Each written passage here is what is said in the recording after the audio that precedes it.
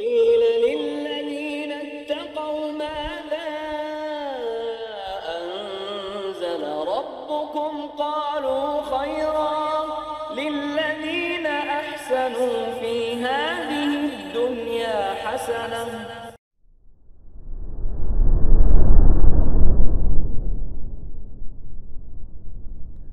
الحمد لله نحمده ونستعينه ونستغفره ونعوذ بالله من شرور أنفسنا وسيئات أعمالنا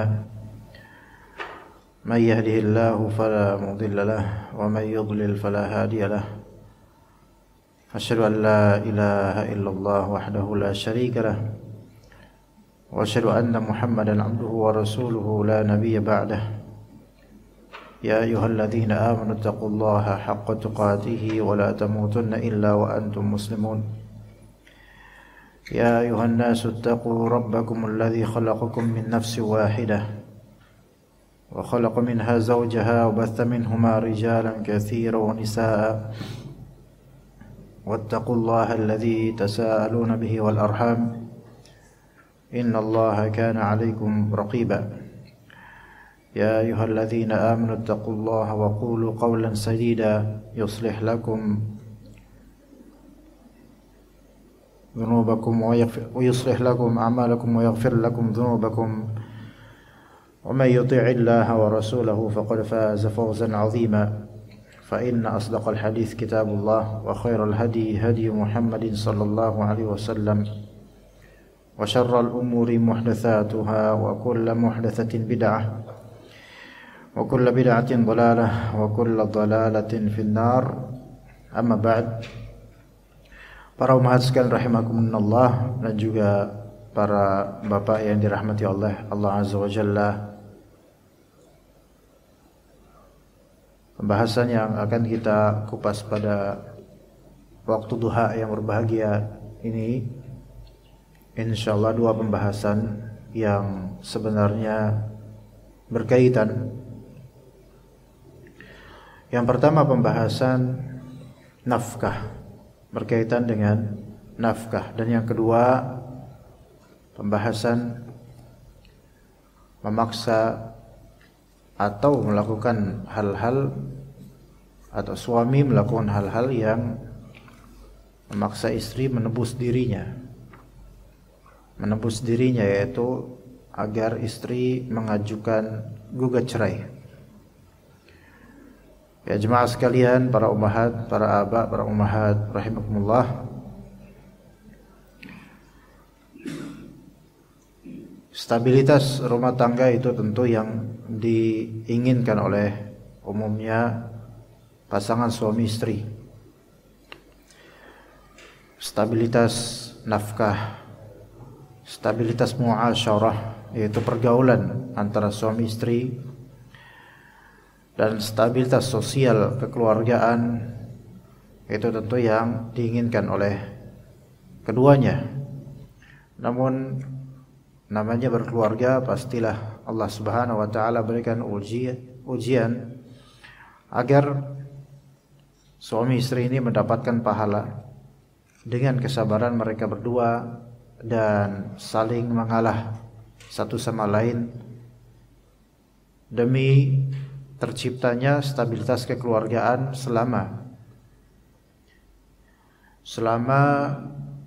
tidak terjadi mudarat yang lebih besar dengan kesabaran tersebut, atau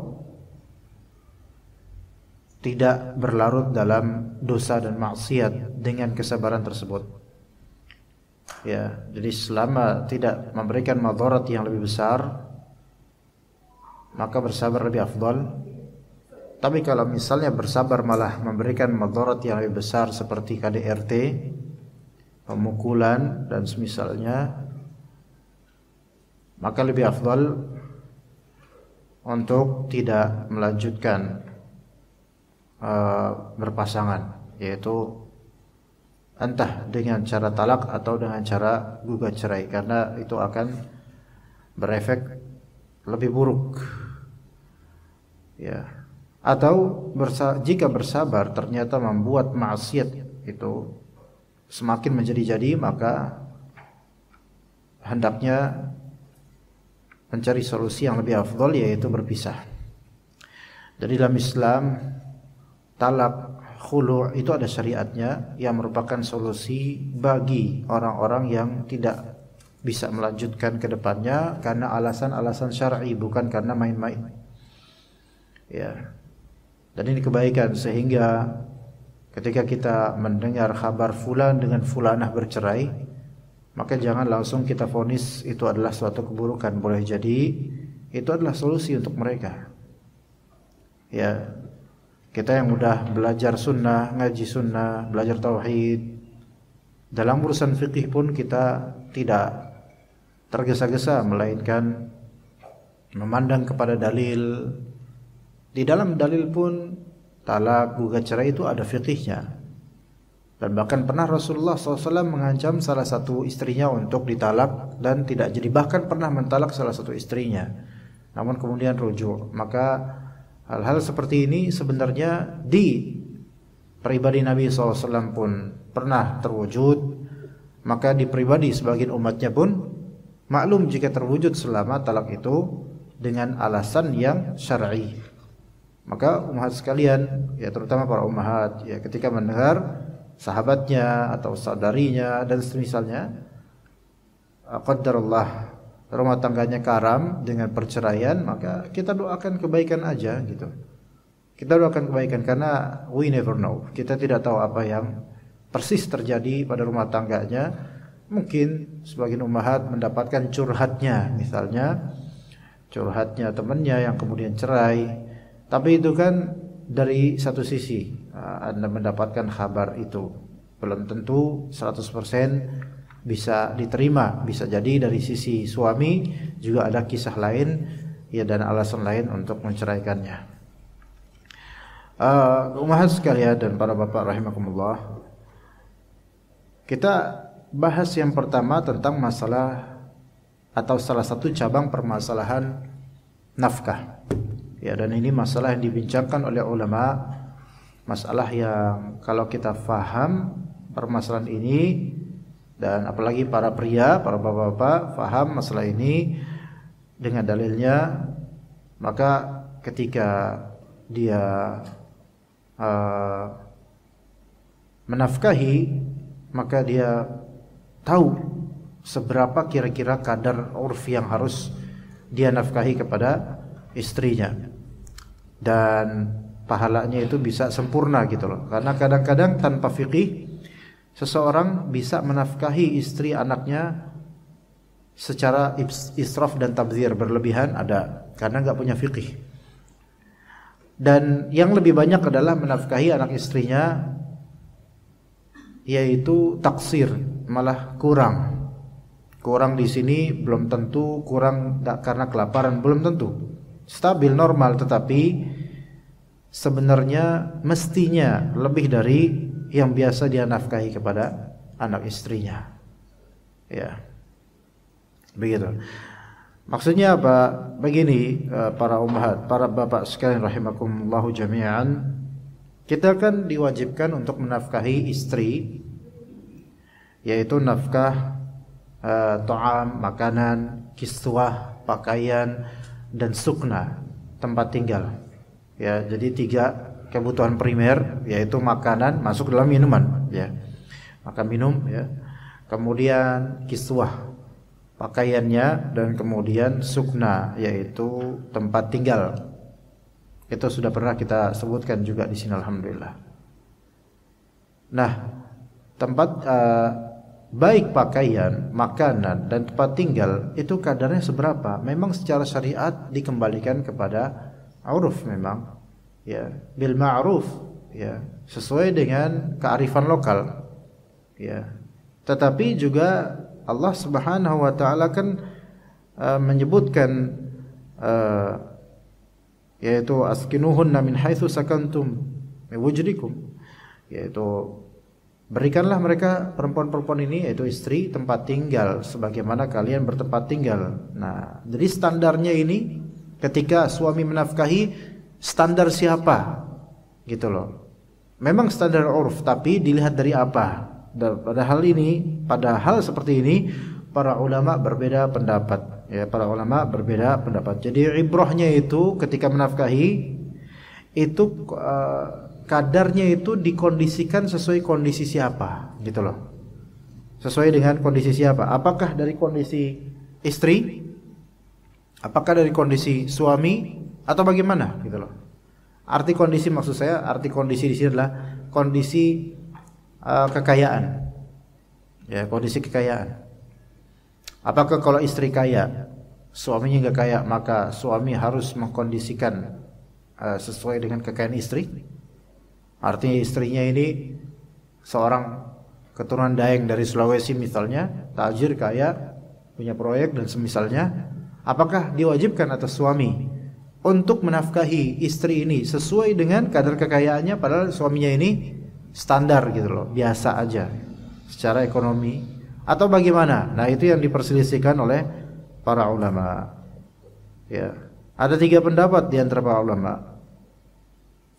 Yang pertama, pendapat pertama, ini insya Allah dengan ilmu seperti ini kita tuh jadi tahu nanti insya Allah, ya, suami itu seberapa berhak sih, atau istri itu seberapa berhak sih untuk mengambil nafkah dari suaminya. Yang pertama, ulama pertama mengatakan ibrahnya dengan keadaan istri, baik kaya atau fakirnya dia. Yang pertama, ibrahnya dengan keadaan istri, baik kaya atau fakirnya istri itu. Itu yang pertama. Nah, ini saya tuturkan globalnya dulu. Pendapat kedua yaitu ibrahnya dengan keadaan laki-laki, baik kaya atau dianya dia, atau miskinnya atau fakirnya dia. Ibrahnya di keadaan suami, baik kaya atau fakirnya suami. Ya. Itu pendapat yang kedua. Pendapat yang ketiga yaitu ibrahnya di keadaan keduanya, gitu. Ibrahnya di keadaan keduanya. Artinya apa? Ibrahnya di keadaan keduanya, maksud suami istri ya. Artinya begini, kalau keduanya kaya, maka nafkah orang kaya. Kalau keduanya fakir, maka nafkah orang fakir. Ya. Kalau salah satunya kaya, salah satunya fakir, maka al-wasat yang menengah. Yang menengah antara kekayaan dan kefakiran gitu. Ya, misal istrinya ini misal salah satu contoh yang untuk yang ketiga. Ya, misal istrinya ini berpenghasilan sebulan 15 juta. Ya. Sementara suami berpenghasilan sebulan 5 juta. Misal ya, misal saja. Seolah-olah seperti ini gitu ya, dan contoh. Maka berarti kan ini istrinya lebih kaya daripada suaminya. Berapa kali lipat? 3 kali lipat per bulan. Oke. Maka dicarilah jalan keluar dengan cara suami menafkahi secara wasat, menengah di antara itu gitu loh. Takaran suami 5 juta dengan istri 15 juta, suami tidak. Di sini mereka rembukan untuk nyari jalan keluar yaitu yang tengah. Ya. Berarti berapa? 7,5 sekitar itu berarti. Iya. Anggaplah begitu. Enggak, iya, sebenarnya enggak harus begini-begini amat, cuman pendapat yang ketiga ini yang mengharuskan begitu gitu. Atau suaminya punya penghasilan 15 juta, istrinya punya penghasilan 5 juta saja. Maka dengan ini maka suami cari jalan tengah antara 15 dengan 5 juta. Ini kalau dibakukan dengan nominal ya. Tapi intinya adalah di mazhab yang ketiga ini atau pendapat yang ketiga, kalau salah satunya itu fakir, baik suami atau istri, maka harus cari yang paling tengah dari itu. Dan akan kita tahu nanti yang ketiga ini walaupun kelihatannya kok secara adil, tapi sebenarnya tidak. Yang ketiga ini, pendapat ketiga ini kurang tepat. Kalau misalnya dua-duanya kaya, jelas ya gampang itu mah. Kalau misalnya dua-duanya fakir, ya wajar. Nafkahin versi orang fakir. Untuk suami menafkahi istrinya dengan nafkah versi orang fakir, karena dua-duanya sama-sama fakir. Tapi yang repot nanti adalah kalau salah satu dari keduanya kaya dan salah satunya fakir. Maka bagaimana cara cari jalan keluarnya? Sementara kalau suami misalnya penghasilan 5 juta doang, istri standarnya 20 juta per bulan, ya, lalu gimana dong nanti jadinya? Suami akan dibebani dengan beban yang berlebih gitu, nggak sesuai dengan kapasitasnya, ya begitu. Lalu bagaimana pendapat pertama tadi jemaah sekalian? Yaitu apa tadi? Ibrohnya di keadaan perempuan, istri, ya. Pendapat yang pertama ini apa konsekuensinya? Gini, kalau pendapat yang pertama kan tadi ibrohnya di apa? Keadaan istri, ya. Maksudnya keadaan ekonominya dia dan keluarganya. Misal seorang laki-laki menikah dengan seorang perempuan dari kalangan kaya, ya, gedongan lah itu, masya Allah gitu kan. Maka kemudian laki-laki ini wajib menafkahi sesuai dengan strata kebiasaan hidupnya si istri ini. Gimana Pak? Bisa paham gak Pak? Itu kadang-kadang sebagian mindset orang seperti itu, ya. Dan ini diantara mazhab ulama memang berpendapat seperti ini. Kalau antum nikahin perempuan kaya, maka antum harus menyesuaikan diri pada perempuan ini gitu loh, dari segi nafkah. Ya misalnya kalau tas dia mereknya Coach misalnya, yang ori bukannya versi celilitan, maka harus versi ori. Iya begitu, itu maksud dari harus dilihat dari keadaan istri. Kalau parfum dia Jo Malone, maka jangan kasih parfum aroma melon. Jangan parfum pasaran, jangan parfum Indomaret, jangan. Kasih yang 2 jutaan, 3 jutaan. Itu loh. Jadi ulama yang pertama mengatakan ibrohnya di keadaan perempuan. Enggak melihat mau antum fakir kek, mau antum kaya. Kalau antum kaya, alhamdulillah bisa menafkahi sesuai dengan strata dia. Yang muskilah di pendapat ini adalah kalau antum fakir, Pak. Kesian. Bengek nanti suaminya, mau gimana? Enggak biasa makan. Gak biasa Mas, saya gak biasa makan warteg kan Mas. Saya harus masakan Padang dan harus sederhana. Gak bisa. Yang lain gitu misalnya. Gak bisa, pokoknya saya gak. Saya punya hak karena ulama ini berpendapat bahwasanya keadaan nafkah buat saya sesuai dengan strata saya gitu loh. Dan mungkin kalau masyarakat yang pro dengan pendapat ini, mereka akan menyalahkan suami. Tuh siapa suruh nikah sama orang kaya? Rasain loh sekarang. Makanya jangan gaya gitu kan. Misalnya gitu ya.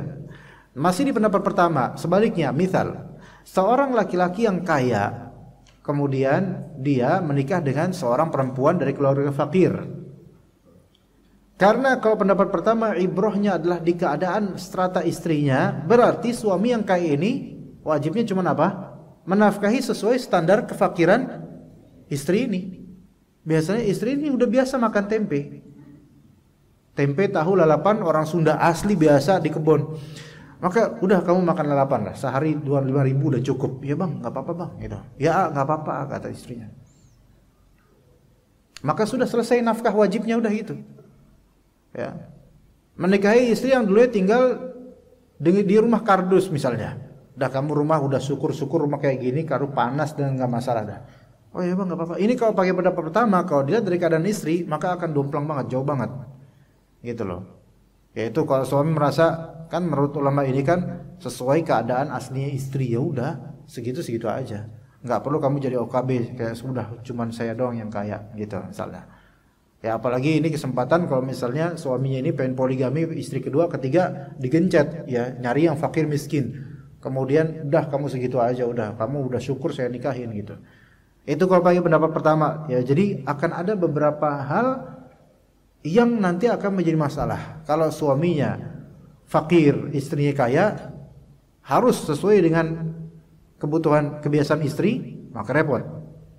Dan sebaliknya, kalau suami kaya, istri fakir, udah kaya tapi kemudian apa? Tapi tidak mau menafkahi sesuai dengan keadaan suami, hanya keadaan istri, itu juga nanti takutnya menjadi zalim. Maka yang sahih wallahu alam yang lebih tepat adalah yang kedua, pendapat kedua, yaitu apa? Dilihat dari keadaan siapa, umat sekalian? Keadaan suami. Itu yang sahih dan itu yang lebih tepat, lebih kena dengan dalil-dalil insyaallah taala. Ya. lebih kena dengan dalil-dalil wallahu alam. Yaitu apa? Keadaan suamilah yang jadi ibrah. Ya, ala qadri haliz zauj, yaitu sesuai keadaan suami. Karena kata Allah azza wa jalla, liyunfiq dzu sa'atin min sa'atihi. Hendaklah laki-laki yang memiliki keluasan itu menafkahi sesuai dari keluasan dia. Sesuai dari keluasan dia. Maknanya adalah seorang suami itu diwajibkan untuk menafkahi sesuai dengan apa yang Allah Ta'ala berikan pada dia dari takdir gitu loh. Kalau misalnya dia ghani, maksudnya ghani adalah kaya, maka istrinya itu sesuai dengan kekayaan suami nafkahnya gitu loh. Walaupun istri dari latar belakang dari keluarga fakir, miskin, ya. Tapi ketika nikah sama laki-laki kaya ini, maka perempuan ini otomatis ada perubahan dari segi nafkah dong. Bajunya berubah, kualitasnya berubah. Yang dulu cadarnya, bajunya, dasternya, gamisnya yang dulunya kaku, sekarang udah melambai-lambai, udah beda bahannya gitu. Karena apa? Karena suaminya orang kaya. Nah ini seperti ini. Dari segi kiswah, yaitu pakaian, ada perubahan. Mesti gitu. Jangan kemudian karena mentang-mentang suaminya kaya, mentang-mentang dia miskin, tadinya dari keluarga yang biasa-biasa aja, kemudian dibiarkan gitu aja. Enggak, suaminya nafkahin juga untuk kiswahnya, pakaiannya. Ya, kemudian juga dari segi tempat tinggal. Kalau misalnya seorang suami nikah sama perempuan yang miskin atau fakir, dari keluarga yang fakir, ya mana rumahnya bolong-bolong, masih kayu, kemudian dan seterusnya, maka ketika dinikahi oleh pria yang kaya, pengusaha kaya, maka pengusaha ini harus menafkahi tempat tinggal untuknya dengan tempat tinggal yang baik, yang bagus sesuai dengan kekayaan suaminya gitu, yang bagus sesuai dengan kekayaan suaminya. Itu dari segi sukna, yaitu rumah, yaitu kediaman. Kemudian dari segi apa? Makanan. Ya. Kalau misalnya istri dulu ketika masih bujang, masih apa namanya?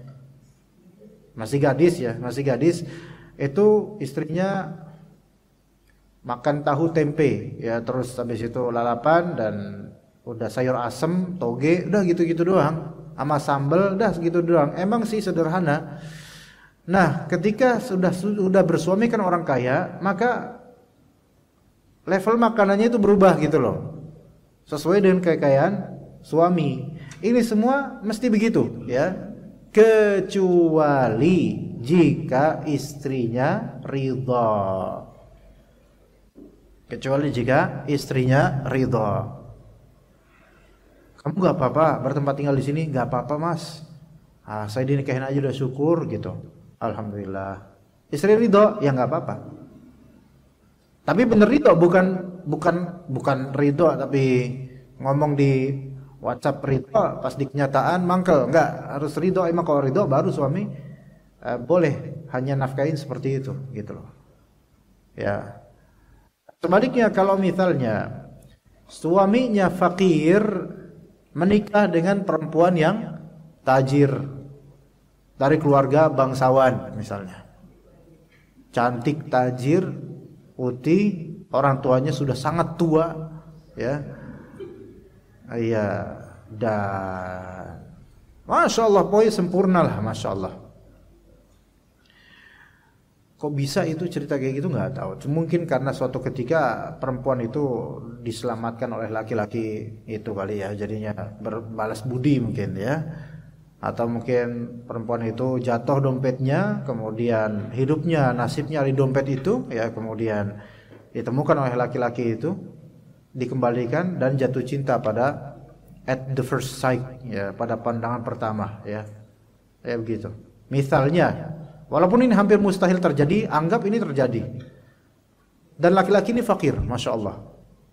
Hidup biasa di bantaran dan udah biasa dikerubutin kecoa ketika tidur. Artinya fakir, ya. Nikah sama perempuan yang di atas dia dari segi stabilitas ekonomi keluarganya. Maka apakah suami ini dan sah pernikahannya sah walaupun tidak sekufu. Pernikahannya sah walaupun tidak sekufu dari segi ekonomi, nggak apa-apa. Yang penting agamanya bagus. Nah, itu baru nggak apa-apa. Nah, maka apakah suami ini wajib untuk memberikan nafkah sesuai strata istri asalnya? Tidak. Tidak. Ya. Maaf ya sayang, saya cuma bisa menafkahi 1 pekan 100.000. La haula wala quwwata billah. 1 pekan 100.000. Masya Allah. Nggak apa-apa lah. Nah, kalau itu ya, kalau kita pakai pendapat yang kedua, nggak apa-apa. Karena ini konsekuensi yang harus diterima oleh istri. Siapa suruh dia mau untuk dilamar oleh fulan yang memang miskin, maka disesuaikan dengan keadaan fulan, karena kewajibannya kewajiban fulan, dibebani atas fulan. Kalau fulan cuma bisa seperti itu, maka Allah tidak membebani hal yang lebih dari itu. Tetapi ketika dia pengen berbuat ihsan, hendaknya dia mencari pekerjaan yang lebih layak supaya bisa menyamakan strata istrinya gitu. Kalau bisa, kalau nggak bisa ya qadarullah. Ya, maka si istri wajib sabar kok kayak gini. Dan dari awal si suami itu harus mengungkap bahwa saya dirinya itu ya seperti ini gitu loh. Nah, pertanyaannya, apakah boleh seorang perempuan apakah boleh menanyakan soal gaji kepada calon suaminya? Nah, kalau misalnya ngomong, "Mas, gajinya berapa?" itu tidak relevan sebenarnya, tidak baik ya. Tetapi kalau menanyakan seberapa nafkah dia nanti, itu hak, bagus, boleh. Bedakan Bu ya. Ya Bu ya. Bu. Pak, ya Pak. Sampean kalau misalnya ngelamar seorang perempuan, kemudian ditanya, "Mas, Pak, gaji sampean berapa kira-kira?" Enak gak? Kurang enak, apalagi kalau gajinya itu bikin ketawa ya. Jadi jangan nanya seperti itu. Tapi tanyalah, "Mas, seberapa kira-kira saya dinafkahi nanti ketika udah nikah?" Itu baik. Lebih baik ambigu seperti itu daripada nominal gaji, karena itu kadang-kadang menyinggung gitu loh. "Berapa gaji sampean, Mas?" Wah, tersinggung dia. Belum apa-apa udah tanya gaji gitu kan. Bikin malu saya aja. Kecuali kalau memang gajinya besar, baru nggak malu ngomong. Ini masalahnya gajinya standar. Udah standar UMR aja deh gitu katanya. UMR tuh umroh ya gitu kan.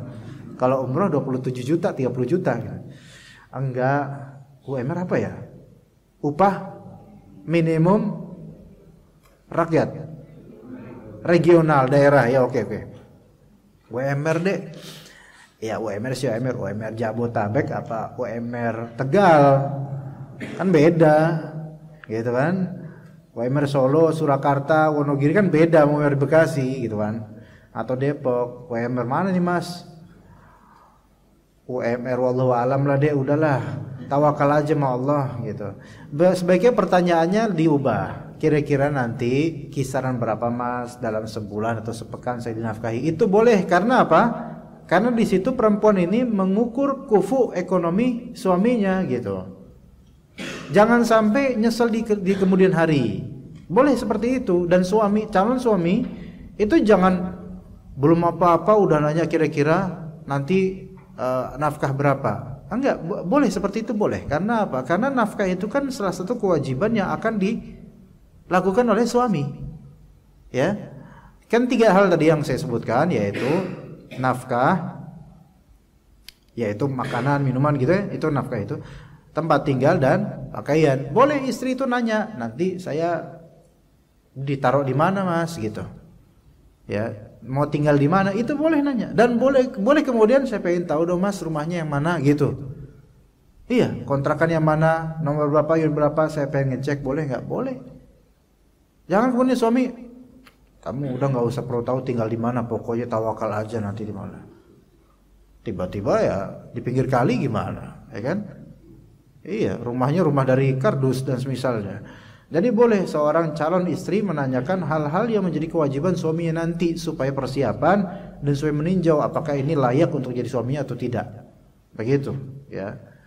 Jadi nafkah itu yang lebih sahih adalah disesuaikan dengan keadaan suami.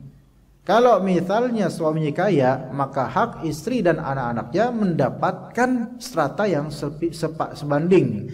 Walaupun istri tersebut berasal dari keluarga yang fakir miskin, maka sesuaikan dengan suami. Ya begitu. Adapun masalah kendaraan ini tidak wajib, karena kendaraan ini bukan kebutuhan primer istri. Ya, bukan kebutuhan primer istri. Istri boleh minta, tetapi suami tidak berkewajiban memberi. Iya. Kecuali kalau misalnya kendaraan ini memang vital untuk kebutuhan primer keluarga, seperti warung jauh, pasar jauh, mau nggak mau harus pakai kendaraan, mau nggak mau istri ini harus punya kendaraan. Udah gitu jalannya nanjak-nanjak lagi, istri dikasih sepeda, emang dikira istrinya perempuan sporty apa?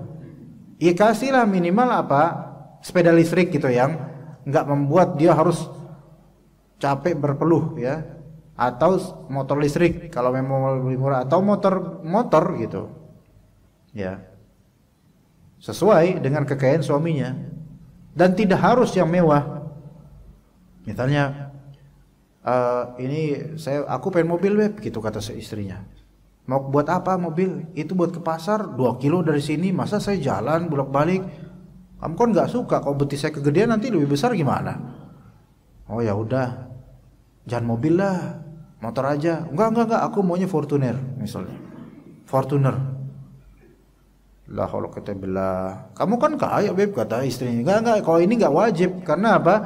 Karena ini nggak sampai dalam tahap nafkah untuk makanan minuman, bukan primer. Maka untuk ini wasilah secukupnya aja cukup, nggak masalah.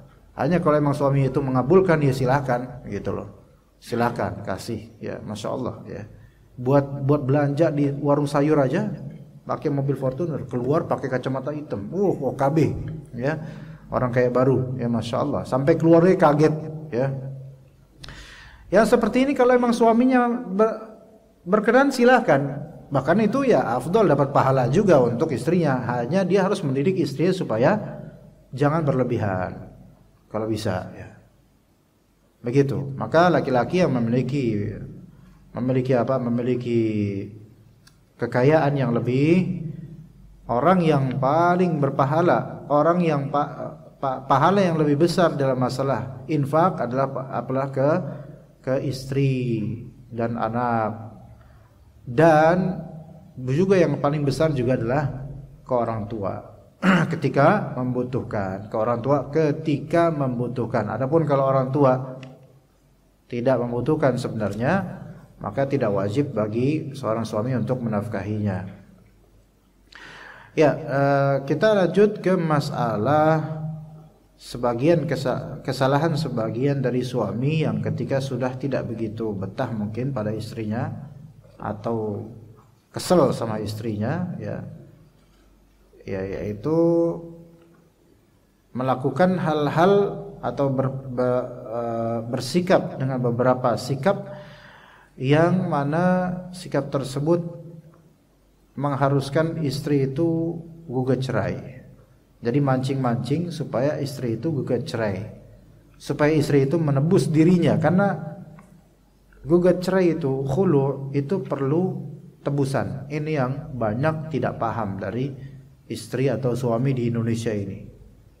Ya, harus bedakan antara khulu dengan talak. Khulu dengan talak itu beda.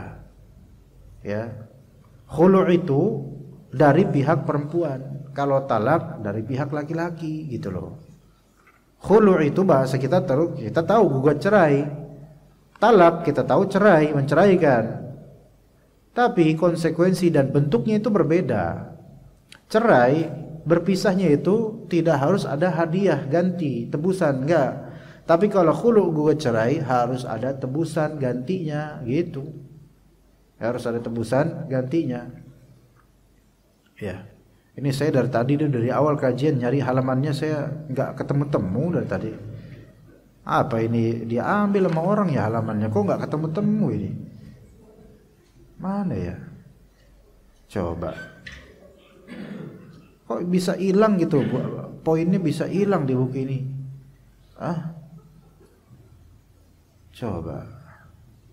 Menghina dan melecehkan nasab istri enggak, mencurigai perilaku istri tanpa alasan yang dibenarkan bukan, Berbicara kasar dan ketus pada istri? Enggak.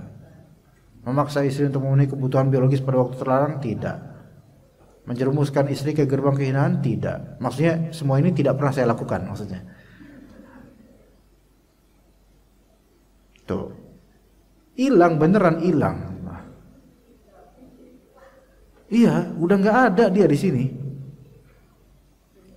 Dari tadi saya kebat-kebet gitu loh. Hah? Nggak mungkin saya nyari di buku lain, di kitab tauhid nggak nyambung nanti. Coba loh, Pak. Oh.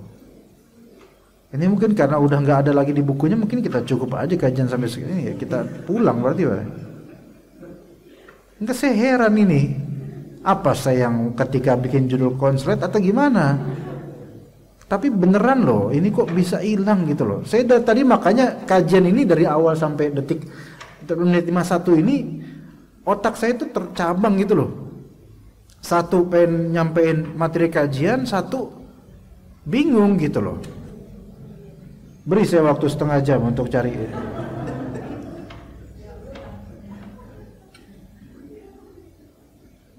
Ini unpredictable, nggak sama sekali nggak saya. La haula quwwata illa billah. Menghalangi istri menemui anak-anaknya, nggak ada beneran loh. Mengintimidasi istri dengan talak, tidak berkeadilan. Iya ada, ini ada. Alhamdulillah ketemu, alhamdulillah. Halaman 83. Kayak pindah halaman dia kayak. Masya Allah. La haula quwwata illa billah. Kok bisa gitu ya? Mungkin ada apa ini ya? Baik, ini fikihnya umat sekalian. Kalau ada yang mau bertanya nanti di kertas silakan disiapkan dari sekarang ya. Di antara kesalahan sebagian dari suami menyusahkan istri agar istri ini mau menebus dirinya. Oke? Diingat, ini menyusahkan istri supaya istri ini gugat cerai. Karena dengan gugat cerai, istri ini kan harus memberikan hadiah. Baik itu mungkin mahar, walaupun bukan mahar, hadiahnya lain misalnya, ya, hal lain. Hadiah yang disebut dengan iwad dalam bahasa syariatnya ini disebut iwad. Ya, menebus diri khulu' yaitu harus dengan adanya iwad. Nah, kadang iwad itu dengan mahar, baik separuh atau seluruh, terserah istri mau ngasih berapa. Yang penting suami ridho. Kalau maharnya itu nggak ada, kan mahar kan nggak semua mahar kan masih ada gitu loh. Kadang maharnya apa? Maharnya lemari misalnya, ya, lemari pakaian, ya. Suatu ketika mereka lagi kesulitan, akhir lemarinya dijual untuk makan, gitu kan? Kemudian setahun kemudian gugat cerai, kan nggak bisa mahar pakai lemari itu. Mahar kan nggak bisa. Apa menebus dirinya pakai lemari itu? Bisa pakai hal lain, entah uang, entah sertifikat, entah apa, gitu kan? Mobil, motor, gitu. Ya.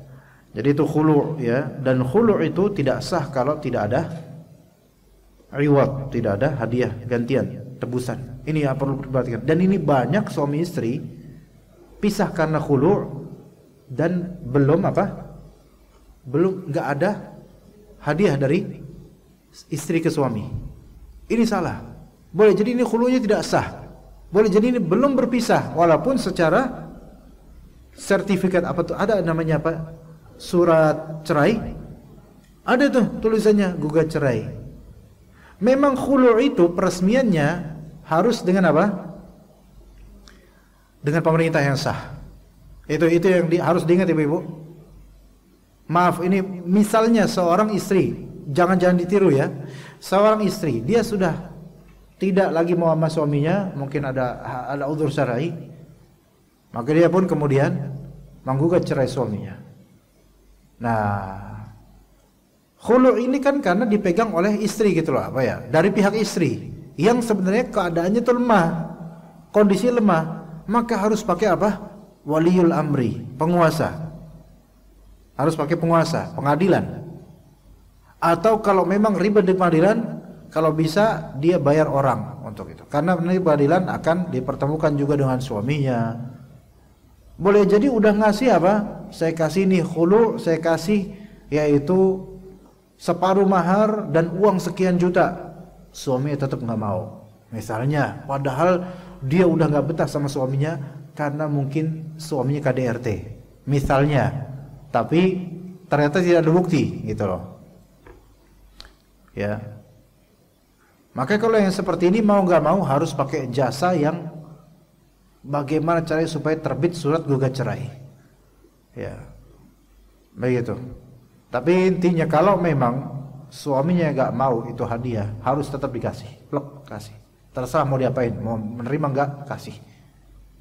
Dan kemudian gugat cerainya terbit suratnya entah dengan bagaimana caranya. Yang penting harus apa? Legal. Harus legal. Karena kalau nggak legal itu nanti suami itu bisa ngejar lagi dan merasa tidak pernah saya menceraikan kamu. Begitu. Jadi posisi perempuan itu kerap kali lemah ya. Makanya kalau udah selama itu keluarga itu harus bertindak. Suami yang KDRT misalnya, kalau sudah betul-betul tidak bisa bertahan dan berbahaya untuknya, maka keluarga harus bertindak, memisahkan, memfasakh.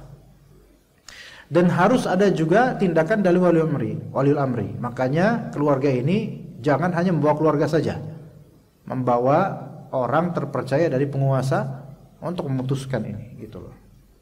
Meskipun harus bayar, urusan bayar entah itu halal atau haram, yang penting di sini yang madarat yang lebih besar harus lebih dihilangkan, gitu loh, jemaah ummahat sekalian. Ya, ini keluarga itu harus banyak berunding masalah ini, terutama terhadap pemuka agama, ustadz yang mengerti, ya, ya, sehingga bisa menjadi pihak ketiga yang memberikan solusi.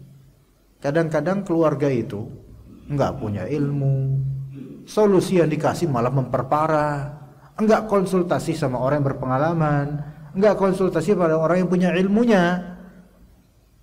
Maka akhirnya ya udah pakai perasaan, pakai tradisi yang mana itu belum tentu benar. Ya, jadi keluarga itu perlu bijak. Oleh karena itu seorang perempuan ya perlu keluarga, makanya nikah itu perlu wali. Supaya apa-apa nanti kedepannya jadi mudah gitu loh, insyaallah. Ya begitu. Baik, kemudian termasuk bentuk kekerasan yang amat dimurkai adalah apa yang dilakukan sebagian suami terhadap istri-istri mereka. Yaitu ketika sang istri telah tiada lagi di dalam hatinya, ia pun membenci keberadaan istrinya dalam kehidupannya dan ingin sekali melepaskan diri dari istrinya. Tapi dia tuh pengen dengan cara yang tidak baik gitu loh. Dia dengan cara apa? Menyakiti jiwa istrinya, memperlakukannya dengan kasar, melontarkan ucapan ketus kepadanya, dan menimpakan siksaan pada istrinya. Tuh, nyakitin ya, baik fisik maupun batin.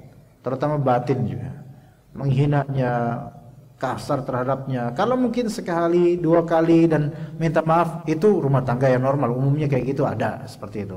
Tapi kalau terus-terusan seperti itu, ya nggak disentuh istrinya, kemudian KDRT, kemudian menghinakannya, mencuek padanya, maka ini berarti apa yang diinginkan sih apa gitu. Kalau emang udah gak betah ngomong secara kelelakian gitu loh, jangan dengan cara seperti ini. Bahkan ia membuat istrinya merasakan penderitaan yang getir, berbuat jahat kepada istrinya dengan bersikap acuh, bertindak semena-mena terhadapnya dengan bersikap cuek dan masa bodoh, serta melakukan apa saja yang bisa membahayakan dan menekan istrinya. Dan tujuan dibalik semua intimidasinya itu adalah apa? Agar istrinya mau menebus diri, yaitu khulu', dengan mengembalikan mahar kepadanya. Intinya dia udah nggak suka dengan itu, tapi pengen duitnya, gitu loh. Dia nggak suka sama istrinya lagi, tapi masih pengen dapat faedah, ya materi dunia dari istrinya. Ini udah nggak bener ini sebenarnya, nggak boleh seperti itu. Laki-laki itu kalau bener-bener laki-laki, kalau udah nggak suka, udah nggak bisa bertahan dengan ketidaksukaannya, ya udahlah. Kalau emang nggak suka, nggak bisa nerusin, ya udah cerai. Cerai itu solusi daripada terjadi seperti ini. Beneran jemaah ummahat sekalian, jemaah. Beneran, saya nggak mengatakan seolah kok enak banget dikit-dikit cerai. Bukan dikit-dikit cerai. Ada kalanya hati itu udah tidak lagi Allah Ta'ala buat suka terhadap pasangan. Ada kalanya gitu. Yang mana itu kalau diteruskan akan terjadi kezaliman. Maka solusinya pisah agar tidak berlanjut kezaliman itu. Begitu. Ya. Adapun urusan nanti gimana kalau cerai menjanda dong, dia kesian. Lebih kesian lagi kalau dia bertahan sama laki-laki kayak gitu. Nanti gimana dong kalau misalnya bercerai nanti apa kata tetangga, malu lah. Lebih malu lagi nanti di akhirat ketika semua dihisab dan orang ini mengerjakan kezaliman, dia bertahan dengan kezaliman. Dia akan ditanya, kenapa engkau bertahan? Ya Allah, saya enggak enak nanti orang-orang ngomong apa. Kenapa? Memikirkan pandangan orang lain, enggak memikirkan pandangan Allah Azza wa Jalla. Iya, banyak orang kayak gitu. Keluarga juga kadang-kadang kayak gitu. Jangan cerai kamu, jangan cerai. Enggak apa-apa lah, sabar dikit, dipukul nanti patah yang mana kan bisa dilas lagi gitu kan. Nanti kata tetangga gimana gitu kan.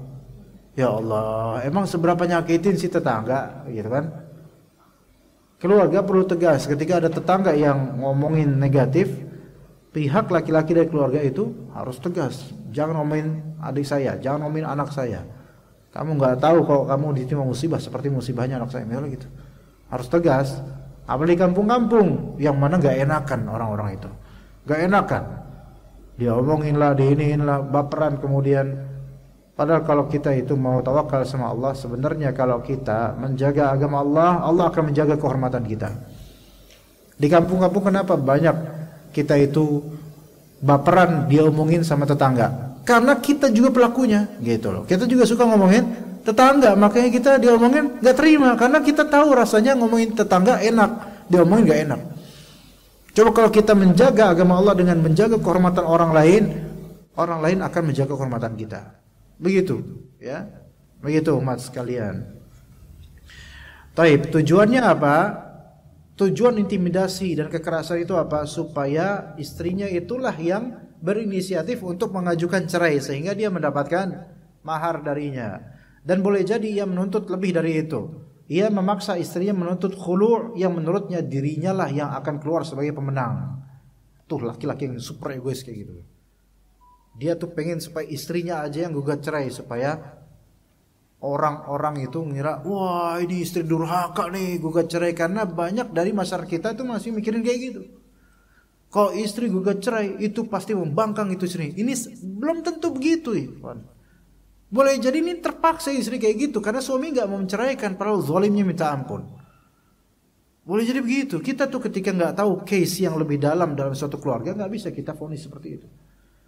Boleh jadi ini perempuan ini boleh jadi suaminya udah cacat, ya, nggak bisa menafkahi, nggak bisa apa-apa, udah cacat. Bahkan suami yang nyuruh istri ya, udah kita pisah aja, maaf sayang, saya udah nggak bisa apa lagi, saya udah cacat, saya nggak bisa nafkahi, udahlah. Saya juga nggak bisa datang ke pengadilan, saya nggak bisa ngapa-ngapain, udah nggak ada daya saya.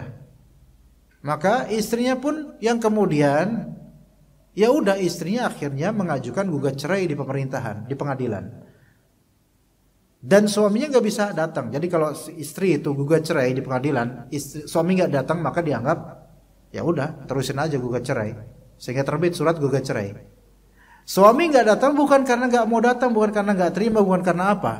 Maka suaminya ini apa? Karena emang nggak mampu, baik finansial ataupun keadaan dirinya sakit, jadi nggak mampu datang ke pengadilan. Secara pemerintah ini memang suratnya apa? Gugat cerai. Tapi secara syar'i ini bukan gugat cerai. Secara syar'i ini masuknya cerai. Begitu. Maka tidak wajib atas perempuan itu untuk memberikan hadiah atau reward. Ini case seperti ini bapak-bapak sekalian, bapak-bapak nih, nanti kalau terjadi pada di antara keluarga kita, maksudnya keluarga jauh mudah-mudahan atau tetangga kita, ilmu ini sampein. Ya, karena ilmu seperti ini banyak orang nggak paham sama sekali dan kemudian akhirnya terjadi yang tidak semestinya secara syar'i. Jadi ketika ada suami itu udah berbaring sakit-sakitan, nggak mampu lagi, dan suaminya bilang ke istrinya, sayang istriku, saya sudah tidak bisa lagi melaksanakan kewajiban, maka sudahlah kita berpisah aja. Ini sebenarnya kalimat udah termasuk kalimat cerai sebenarnya. Lah, kalau bisa aja kan gimana nanti kita aktenya dan surat nikahnya dan seterusnya, kondisi kita kakak, kartu keluarga dan seterusnya, sebenarnya kita cerai. Mas sementara nggak bisa apa-apa sekarang. ya udah kamu ajalah sana urus perceraian kita. Dan di pengadilan perceraian kan dari pihak laki-laki gitu loh. Lah kalau pihak laki-laki nggak bisa menerbitkan perceraian, maka ya udah si istrinya kemudian ya mengurus dengan skema gugat cerai. Gugat cerai secara administrasi, tapi secara hakikat syar'i dia adalah apa? Dia adalah apa, Bu? Pak? Cerai. Maka hukum yang syar'inya adalah hukum cerai, bukan gugat cerai. Bukan gugat cerai.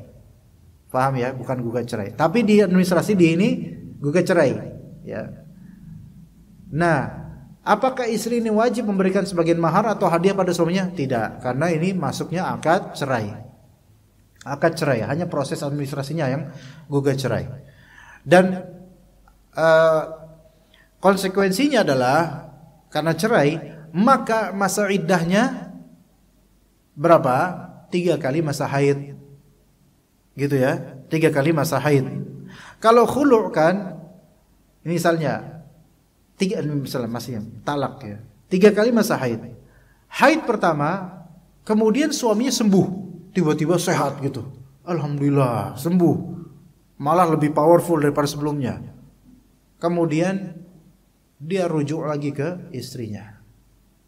Apakah perlu akad baru atau tidak? Masih di masa iddah. Tidak perlu, langsung tarik istrinya, pluk.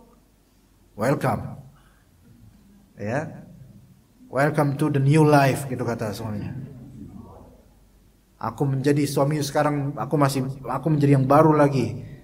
Apa istilahnya setelah PPSB itu? New normal. Nah, kita menuju new normal lagi gitu. Kemudian dia menyatakan, saya rujuk sama kamu, saya masih sayang sama kamu. Beneran Beb, kata istrinya. Maka di sini rujuk nggak? Rujuk. Udah. Tanpa perlu akad baru, tanpa mahar. Nah, karena ini rujuk, karena udah diadministrasi, udah terbit resmi gugat cerai, maka otomatis harus diurus lagi itu. Ya kan? Gimana caranya supaya kembali gitu loh. Secara administrasi ya, secara syar'i suami istri lagi normal. Bahkan dalam masa iddah sebenarnya dia masih istrinya. Beda kalau khulu gugat cerai, Pak, Bu. Setelah resmi terbit surat gugat cerai resmi dengan format memang syar'inya gugat cerai, maka setelah terbit surat resmi gugat cerai itu, maka khulas bukan suami istri lagi. Terjadi faskhul aqd, yaitu pemisahan akad. Dah. Dan kalau suaminya mau kembali lagi ke istrinya ini, ke mantan istrinya ini, maka harus dengan akad baru. Tapi kalau dari cerita yang sebelumnya yang tadi ini, maka itu bukan termasuk gugat cerai secara syar'i, walaupun secara administrasi gugat cerai. Fikih seperti ini nih harus paham untuk orang-orang yang memang di kasus di keluarganya ada gejala seperti ini. Ya begitu, ibu-ibu, bapak-bapak sekalian. Oke, kita lanjut. Suami yang seperti ini zalim pada istrinya, tidak menyadari bahwa dirinya telah berbuat dosa dan kezaliman, dan akan kembali kepada Allah nanti di hari kiamat yang maha mengetahui rahasia dan perkara yang disembunyikan. Ia juga tidak menyadari bahwa Allah akan menghisapnya nanti, akan meminta pertanggungjawaban atas kezalimannya, kesewenang-wenangan dan perampasan hak-hak istrinya itu. Maka dengan apa ia meminta kehalalan atas kemaluan dan harta istrinya? Allah Ta'ala berfirman, Ya ayyuhalladzina amanu la yahillu lakum an tarithun nisa'a karha wa la ta'duluhunna litadhhabu biba'di ma ataytumuhunna illa an ya'tina bifahishatin mubayyinah wa 'ashiruhunna bil ma'ruf fa in karihtumuhunna fa 'asa an takrahu shay'an wa yaj'alallahu fihi khairan katsiran. Di surat An-Nisa ayat 19 sampai 21, saya bacakan terjemahnya. Wahai orang beriman, tidak halal bagi kalian mempusakai wanita dengan jalan paksa, dan janganlah kalian menyusahkan mereka karena hendak mengambil kembali sebagian apa yang telah kalian berikan padanya. Nih, larangan dari Allah di surat An-Nisa 19. Jangan kalian nyusahkan istri-istri yang kalian tuh pengen supaya istri ini ngajukan gugat cerai sehingga kalian mendapatkan hadiah reward dari istri ini, baik kembalian mahar atau hal lain dari harta istri ini. Dan bergaulah dengan istri-istri secara patut. Kemudian bila kalian tidak menyukai istri ini, maka bersabarlah. Sabar dulu. Karena mungkin kalian tidak menyukai sesuatu padahal Allah menjadikan padanya kebaikan yang banyak. Ini yang harus seorang laki-laki itu lebih dewasa secara syar'i dalam berpikir. Kalau dia nggak suka suatu sifat dari istrinya, maka dia cari hal yang positif dari istrinya. Kecuali kalau sifat tersebut sifat yang tidak memungkinkan untuk melanjutkan pernikahan. Seperti istri ini melacur, berzina. Ini susah, nggak bisa. Ya, nggak bisa lanjutin kayak gimana. Ya. Tapi kalau sifatnya cuma apa? Istri ini apa misalnya dia punya penyakit dalam misalnya yang sebenarnya masih ada kebaikan pada dirinya. Ketaat pada suami ini lebih tinggi sebenarnya daripada penyakit itu. Atau misalnya istrinya mungkin wajahnya tidak secantik dulu lagi. Ya, dulunya Thailandnya udah ada 1, sekarang ada 20 misalnya. Nah ini lihat, kalau misalnya keterlaluan membuat dia buat tidak suka melihat istri itu udah nggak nyaman lagi, bahkan sampai mimpi buruk, maka ini mungkin bisa ganti ya. Iya, karena udah nggak senang lagi. Tapi kalau misalnya masih bisa dia maafkan, sabar, karena mungkin ada sisi yang tidak kalian suka dari dia, tapi padahal Allah sebenarnya menjadikan pada istri ini kebaikan yang banyak. Iya, mungkin istri ini ada kekurangan di satu sisi, di fisiknya misalnya, yang bisa dimaafkan, tapi secara ketaatan, masaknya juga enak banget misalnya, ya, dan servisnya di hal lain itu enak baik, ya, maka ya itu kebaikan yang banyak. Dan jika kamu, nah sekarang hukum lain, dan jika kamu ingin mengganti istrimu dengan istri yang lain, maksudnya apa tuh? Wa in aradtum istibdala zaujin makana zaujin, mengganti istrimu dengan istri yang lain, sedang kamu telah memberikan kepada seorang di antara mereka harta yang banyak, maka janganlah kamu mengambil kembali daripadanya barang sedikit pun. Apa di sini? Wa in aradtum istibdala zaujin makana zauji wa ataitum ihdahunna qintaran fala ta'khudhu minhu syai'a ata'khudhunahu buhtanan wa itsman mubina. Di sini sebenarnya ada tafsirannya yang Anda harus buka tafsiran yang lebih tepat, karena kalau pakai terjemahan ya dikhawatirkan malah salah dalam memahami ayat ini. Sebentar kita lihat. Istibdal.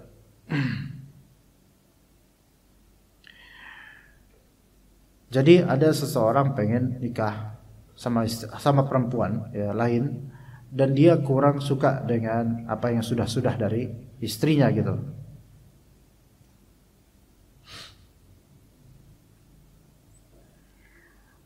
Wa idza aradtum istibdala zawjin makana zawj wa ataytum ihdahunna qintaran fala ta'khudhu minhunna shay'a ata'khudhunahu ithman ta'khudhunahu buhtanan wa ithman mubina. Ayat An-Nisa 20. Taib. Ya, itu udah sampai itu barangnya, Bu.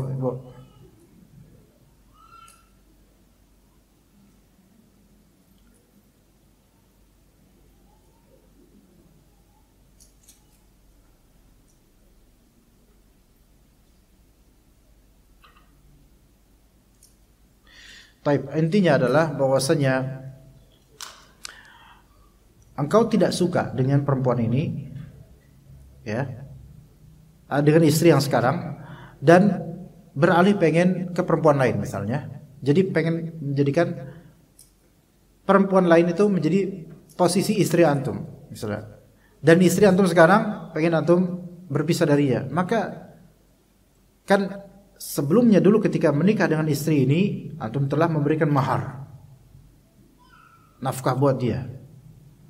Maka kalau memang antum pengen ganti orang, ya, ganti perempuan, pengen nikahin fulanah yang belum bersuami, dan istri antum udah gak pengen lagi, maka kholas ceraikan dan udah nikahin aja fulanah itu.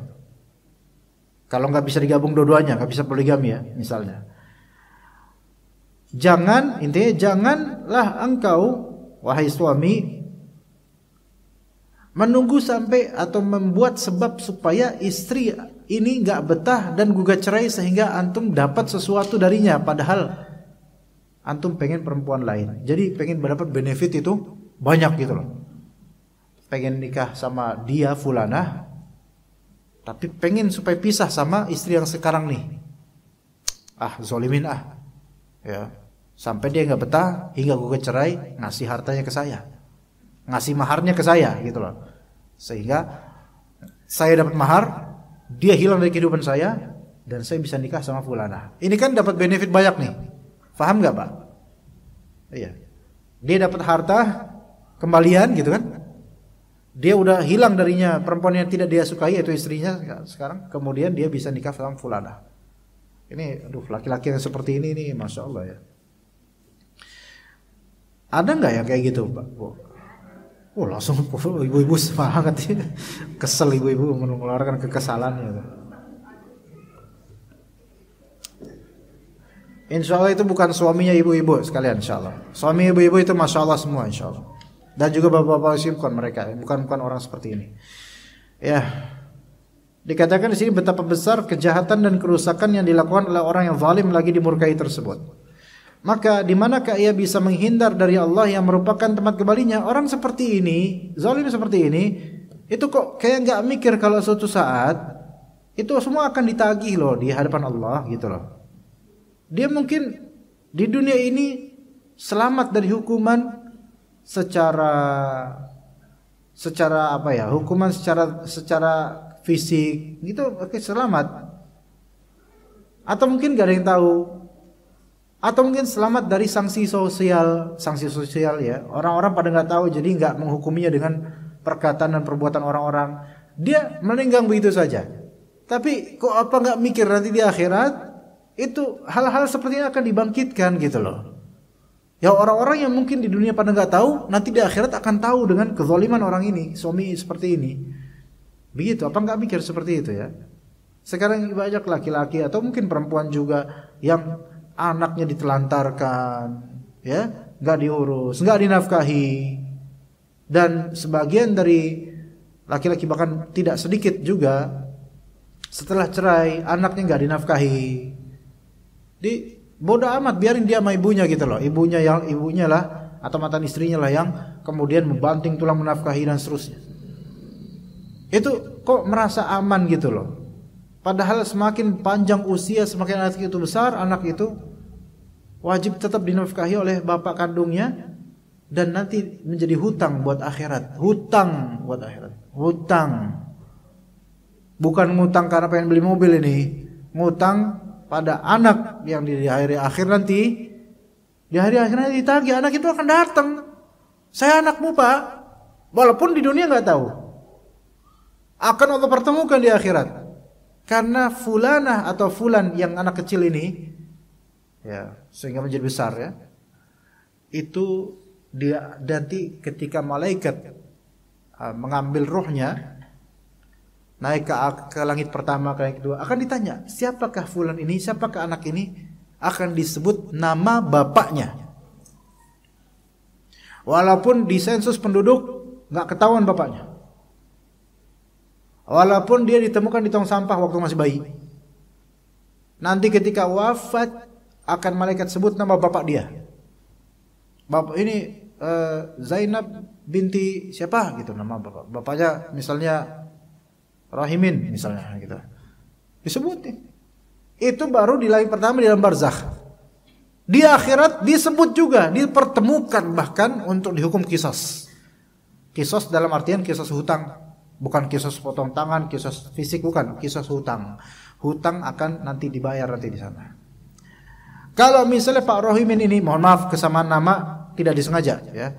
Kalau misalnya Pak Rohimin ini misalnya dia adalah orang yang mati syahid, soleh luar biasa.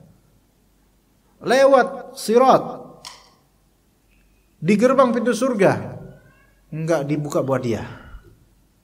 Kenapa? Masih punya utang. Sama siapa? Anakmu itu loh. Si siapa tadi namanya? Zainab. Iya, si Zainab. Iya. Oh, ternyata dia juga punya anak lain juga yang dia tinggalin di istri lain misal. Siapa? Sarah. Jadilah sidul jadinya. Satu Zainab, satu Sarah. Datang dua-duanya nagih. Ini bapak saya. Oh, ternyata ini bapak saya. Ya. Karena ini hak mereka, nafkah hak mereka tidak dipenuhi sama bertahun-tahun. maka boleh jadi amal solehnya kemudian akan ditimpakan, akan ditransfer ke anak-anak itu. Atau sebaliknya, kalau amal solehnya udah habis, dosanya anak-anak itu akan ditimpakan ke ini. Itulah kisos di hari kiamat untuk hutang. Karena kisosnya bukan dengan uang lagi, bukan, tapi dengan pahala atau dosa. Na'udzubillah min dzalik. Maka siapapun di antara kita nih enggak menafkahi istri dan anak padahal mampu, itu dianggap sebagai hutang secara syar'i dan akan diminta di hari kiamat. Makanya kita ini nikah ini jadikan ibadah gitu loh. Karena orang kalau nikah nggak dijadikan ibadah, uang yang dia nafkahi dan dia tidak nafkahi itu, dia merasa ini biasa aja, padahal enggak. Kita ngasih uang ke istri itu dapat pahala, dan kita nggak ngasih dan berpelit diri padahal kita mampu dan dia butuh untuk kebutuhan primer, itu akibatnya dosa. Itu kalau kita mikirin gitu terus, insya Allah jadi suami yang baik. Saya nggak ngajarin bapak-bapak yang tahun tentu lebih senior daripada saya, cuman mengingatkan, kecuali kalau kita udah nggak mampu. Kalau misal seorang bapak udah nggak mampu bekerja, udah tua, udah pengen hidup, pengen sebagai orang tua gitu, pengen menikmati ibadah aja, punya anak laki-laki yang wajib menafkahi nanti orang tuanya gitu. Iya, anak laki-laki yang terbesar terutama. Iya, makanya dari kecil kita harus didik anak laki-laki punya tanggung jawab terhadap orang tuanya, supaya nanti ketika kita sudah berusia tua itu sadar dia. Yang paling pertama sadar akan agamanya, supaya semua nafkah itu ternilai gitu loh, bernilai. Iya. Jadi seorang suami yang memang dia itu pengen menceraikan istrinya, dia tuh nggak berhak untuk mendapatkan apapun dari istrinya, dari hadiah, dari reward. Kalau mau cerai, ceraikan saja. Kalau emang dia laki-laki, ceraikan saja. Kalau dia nggak betah, khalas. Maka setelah itu udah mungkin bisa cari yang lain, mungkin kalau memang yang lebih afdal. Taib. Dikatakan di sini, jika suami istri bersengketa sementara istri tidak memenuhi hak-hak suami, membencinya dan tidak mampu bergaul dengannya, maka istri boleh menebus dirinya dari suaminya dengan mengembalikan mahar yang telah diberikan suami kepadanya. Istri tidak berdosa melakukan hal itu, dan suami juga tidak berdosa bila menerima tebusan istri tersebut. Itu kalau memang dua-duanya bersengketa, ya udah nggak cocok lagi gitu. Bukan dari pihak suami yang nggak betah, tapi dua-duanya yang nggak betah, atau istrinya yang memang tidak betah karena alasan yang syar'i seperti KDRT, walaupun suaminya masih cinta pada dia. Ya, misal saja, mohon maaf, agak sedikit tidak enak membacakannya. Misal seorang istri, mohon maaf ya, digauli dari dubur misalnya, dan itu merupakan bentuk KDRT, bentuk kekerasan, bentuk kezaliman, dan merupakan dosa besar, dan dipaksa istri untuk itu. Istri ini kan nggak bisa hal kayak gini, nggak mungkin dong diceritain ke ayah ibunya kan? Mungkin nggak Pak? Ya kalau mungkin pasti ayah ibunya bakal stroke nanti denger anaknya digituin gitu kan? Masih dirahasiakan gitu loh. Tapi dia nggak bisa kayak gini terus, maka dia boleh gugat cerai nggak? Boleh. Tapi nasihatin dulu, Mas jangan kayak gini, nah haram ini dosa, saya nggak terima diginiin. Karena itu penghinaan. Nah, tapi nggak apa-apa, nggak berubah gitu terus suaminya melakukan hubungan dengan cara seperti itu, ya, maka boleh istri ini untuk gugat cerai, karena ini termasuk KDRT, kezaliman, dan ini menghancurkan hak istrinya gitu loh, hak jima yang normal itu hilang tadinya, ya, dan istrinya mungkin akan merasakan sakit, bukan batin saja, fisik juga sakit, ya, trauma dan semisalnya. Tapi hal ini dia tidak mau memberitahukan kepada keluarganya karena ini aib yang luar biasa gitu loh. Boleh nggak gugat cerai? Boleh gugat cerai. Dan ini alasan syar'i. Ya, kalau memang dia tidak bisa bersabar. Ya, begitu. Taib. Demi Allah, kendati pun istri berprofesi sebagai seorang buruh dan pekerja kepada suaminya, tetap saja suami tidak boleh menghalanginya memperoleh hak-hak istri. Tidak boleh merampas harga dirinya dan tidak boleh menyakitinya. Misal apa? Istri ini berprofesi sebagai pekerja suaminya. Suaminya punya pabrik, istrinya jadi satpamnya misal. Ajaib ini. Enggak istrinya sebagai operator misalnya gitu. Walaupun ya jangan kalau bisa misalnya, dan dia digaji per bulan 4 juta misalnya. Tetap aja suami itu nggak boleh ngurangin 4 juta itu. Padahal pegawai sendiri loh, istrinya sendiri gitu. Ya. Jadi perusahaannya punya suami, pabriknya punya suami, istrinya berperan sebagai misal akuntan ya. Kamu sebagai akuntan aja, aman lah, safe, nggak ada yang bergaul sama kamu di situ. Kamu ngitung-ngitung duit, penghasilan, pemasukan, gampang lah, itu semua kamu atur. Kamu kan lulusan akuntansi misalnya. Gaji kamu sebulan adalah 4 juta misalnya. Nah ini udah fix kan, udah menjadi akad kan, akad ijarah. Maka ya khalas.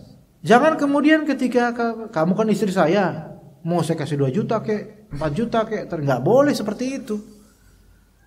Dia berarti telah melanggar hak istrinya, hak pekerjaan, hak gaji gitu loh.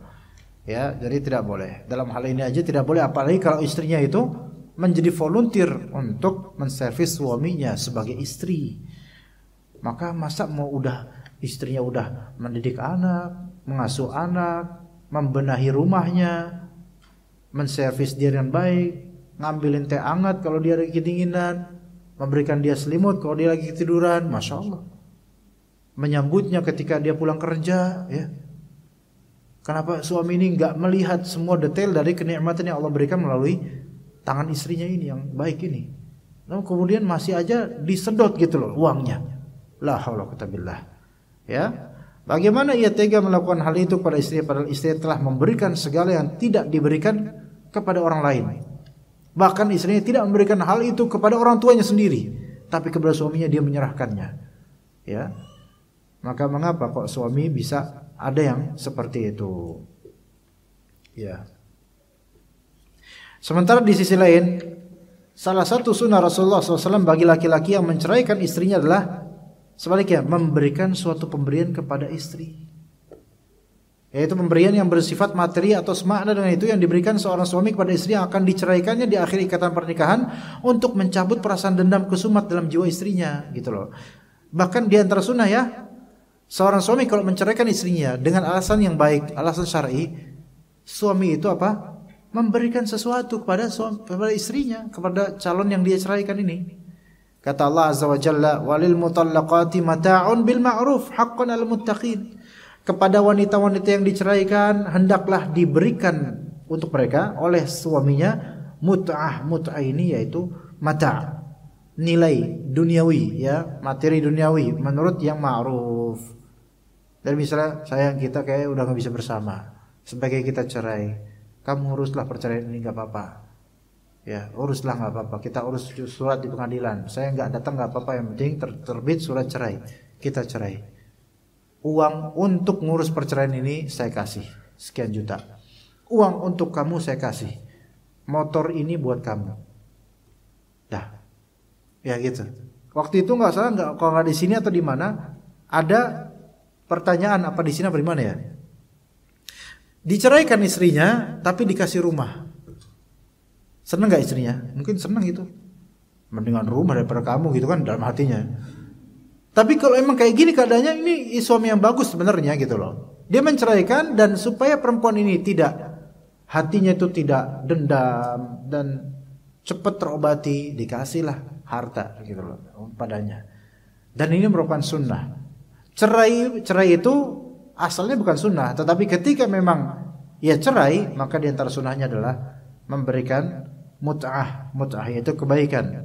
Dari Jabir bin Abdullah radhiyallahu anhuma, ia berkata, tatkala Hafs bin Al-Mughirah menceraikan istrinya yaitu Fatimah, istrinya pun datang mengadu kepada Nabi SAW. Beliau SAW berkata kepada suaminya yaitu Hafs, ya, berilah ia mut'ah, berilah Fatimah tersebut pemberian. Maka Hafs berkata, ya Rasulullah, aku tidak memiliki harta yang dapat aku berikan sebagai mut'ah buat dia. Ya, maka Nabi tetap mengatakan harus diberikan mut'ahnya. Tegas Rasulullah SAW. Selanjutnya beliau berkata, matti'ha walau nisfa sa'in min tamr. Berilah ia mut'ah walaupun setengah sok kurma gitu loh. Yang penting ada sesuatu yang kamu berikan pada dia gitu loh. Jangan dah cerai, selesai udah nggak ada apa-apa, khalas. Masya Allah, ini banyak sekali orang cerai itu ya udah nggak ada apa-apa. Bahkan sebagian suami banyak cerai dan nggak mau ngurusin di pengadilan, nggak mau ngurusin surat-surat, dan nggak mau membiayai apapun untuk istrinya untuk ngurus surat-surat. Kan kesian istrinya juga. Dia nanti kalau mau nikah sama pria lain susah, karena apa?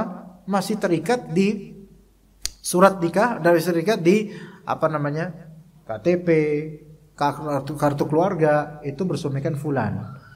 Nah gitu ya jemaah sekalian. Ya semoga Allah jadikan kita semua suami yang bertanggung jawab ya secara syar'i, dan semoga Allah jadikan ibu-ibu ya sebagai istri-istri salehah, dan semoga suami-suami para ibu sekalian suami-suami yang bertanggung jawab secara syar'i. Taib, itu yang bisa kita sampaikan dari materi hari ini insyaallah. Jika ada pertanyaan silakan. Bapak-bapak ada pertanyaan mungkin bisa langsung, Pak. Ibu-ibu ada pertanyaan? Fadhal, silakan Bapak. Waalaikumsalam warahmatullahi wabarakatuh.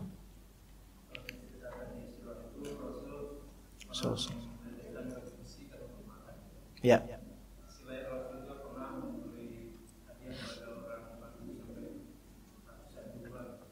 Ya. Seperti apa Pak pertanyaannya? Kekayaan. Ya, jazakallah khair Pak. Jadi Rasulullah SAW itu pernah sampai menggadaikan baju besinya bahkan ke orang Yahudi gitu kan ya. Itu supaya buat makan ya. Rasulullah itu mulia sekali perangainya, akhlaknya, masya Allah. Beliau tidak oportunis Pak. Itu yang kita tahu. Tidak oportunis, tidak mentang-mentang. Jazakallah khair. Tidak mentang-mentang punya jemaah gitu loh. Seandainya beliau itu ngutang sama orang muslim, sahabat Nabi, pasti nggak diutangin, langsung dikasih Pak ya. Itulah mengapa beliau ngutangnya sama orang Yahudi yang benci sama beliau dan perhitungan sama beliau gitu kan. Makanya harus ada barang gadai berupa baju besi perang beliau. Nah, satu sisi kok kadang cerita-cerita tentang Rasulullah tuh menunjukkan Rasulullah sangat miskin gitu ya. Sampai suatu ketika pagi hari Rasulullah pulang dari masjid, nanya ke istrinya itu Aisyah, apakah ada makanan? Oh, tidak ada makanan pagi ini. Kalau begitu, saya puasa sunnah. Ini menunjukkan nggak ada makanan gitu loh, sampai nggak ada makanan. Di sisi lain juga ada beberapa cerita Rasulullah SAW sampai menahan lapar dengan menaruh batu di perutnya. Masya Allah, itu satu sisi kok dalam cerita-cerita itu Rasulullah seperti miskin banget. Di sisi lain, Rasulullah pernah sampai menghadiahkan berapa ratus ekor kambing untuk orang Badui di lembah Fulan, ya. Kok bisa begitu gitu loh, ya. Tapi itu tujuannya, ketika itu ada tujuannya. Tujuannya adalah dakwah, sehingga orang-orang itu akan masuk Islam, Pak. Nah, seberapa kekayaan Rasulullah SAW? Kita bilang, pertama Rasulullah SAW menyebutkan bahwasanya innamal ghina nafs. Sesuai kekayaan hakiki adalah kekayaan jiwa. Itu prinsip Rasulullah SAW. Di sisi lain Rasulullah SAW juga pernah berlindung dari kefakiran.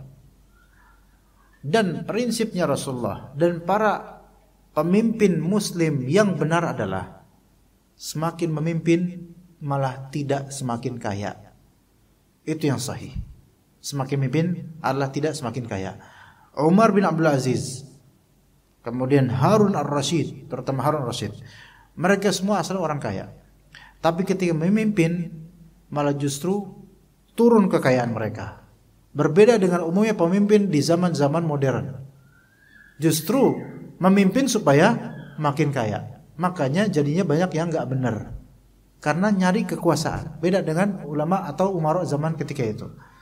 Nah, kekayaan Rasulullah dikatakan tidak kaya, kita bilang.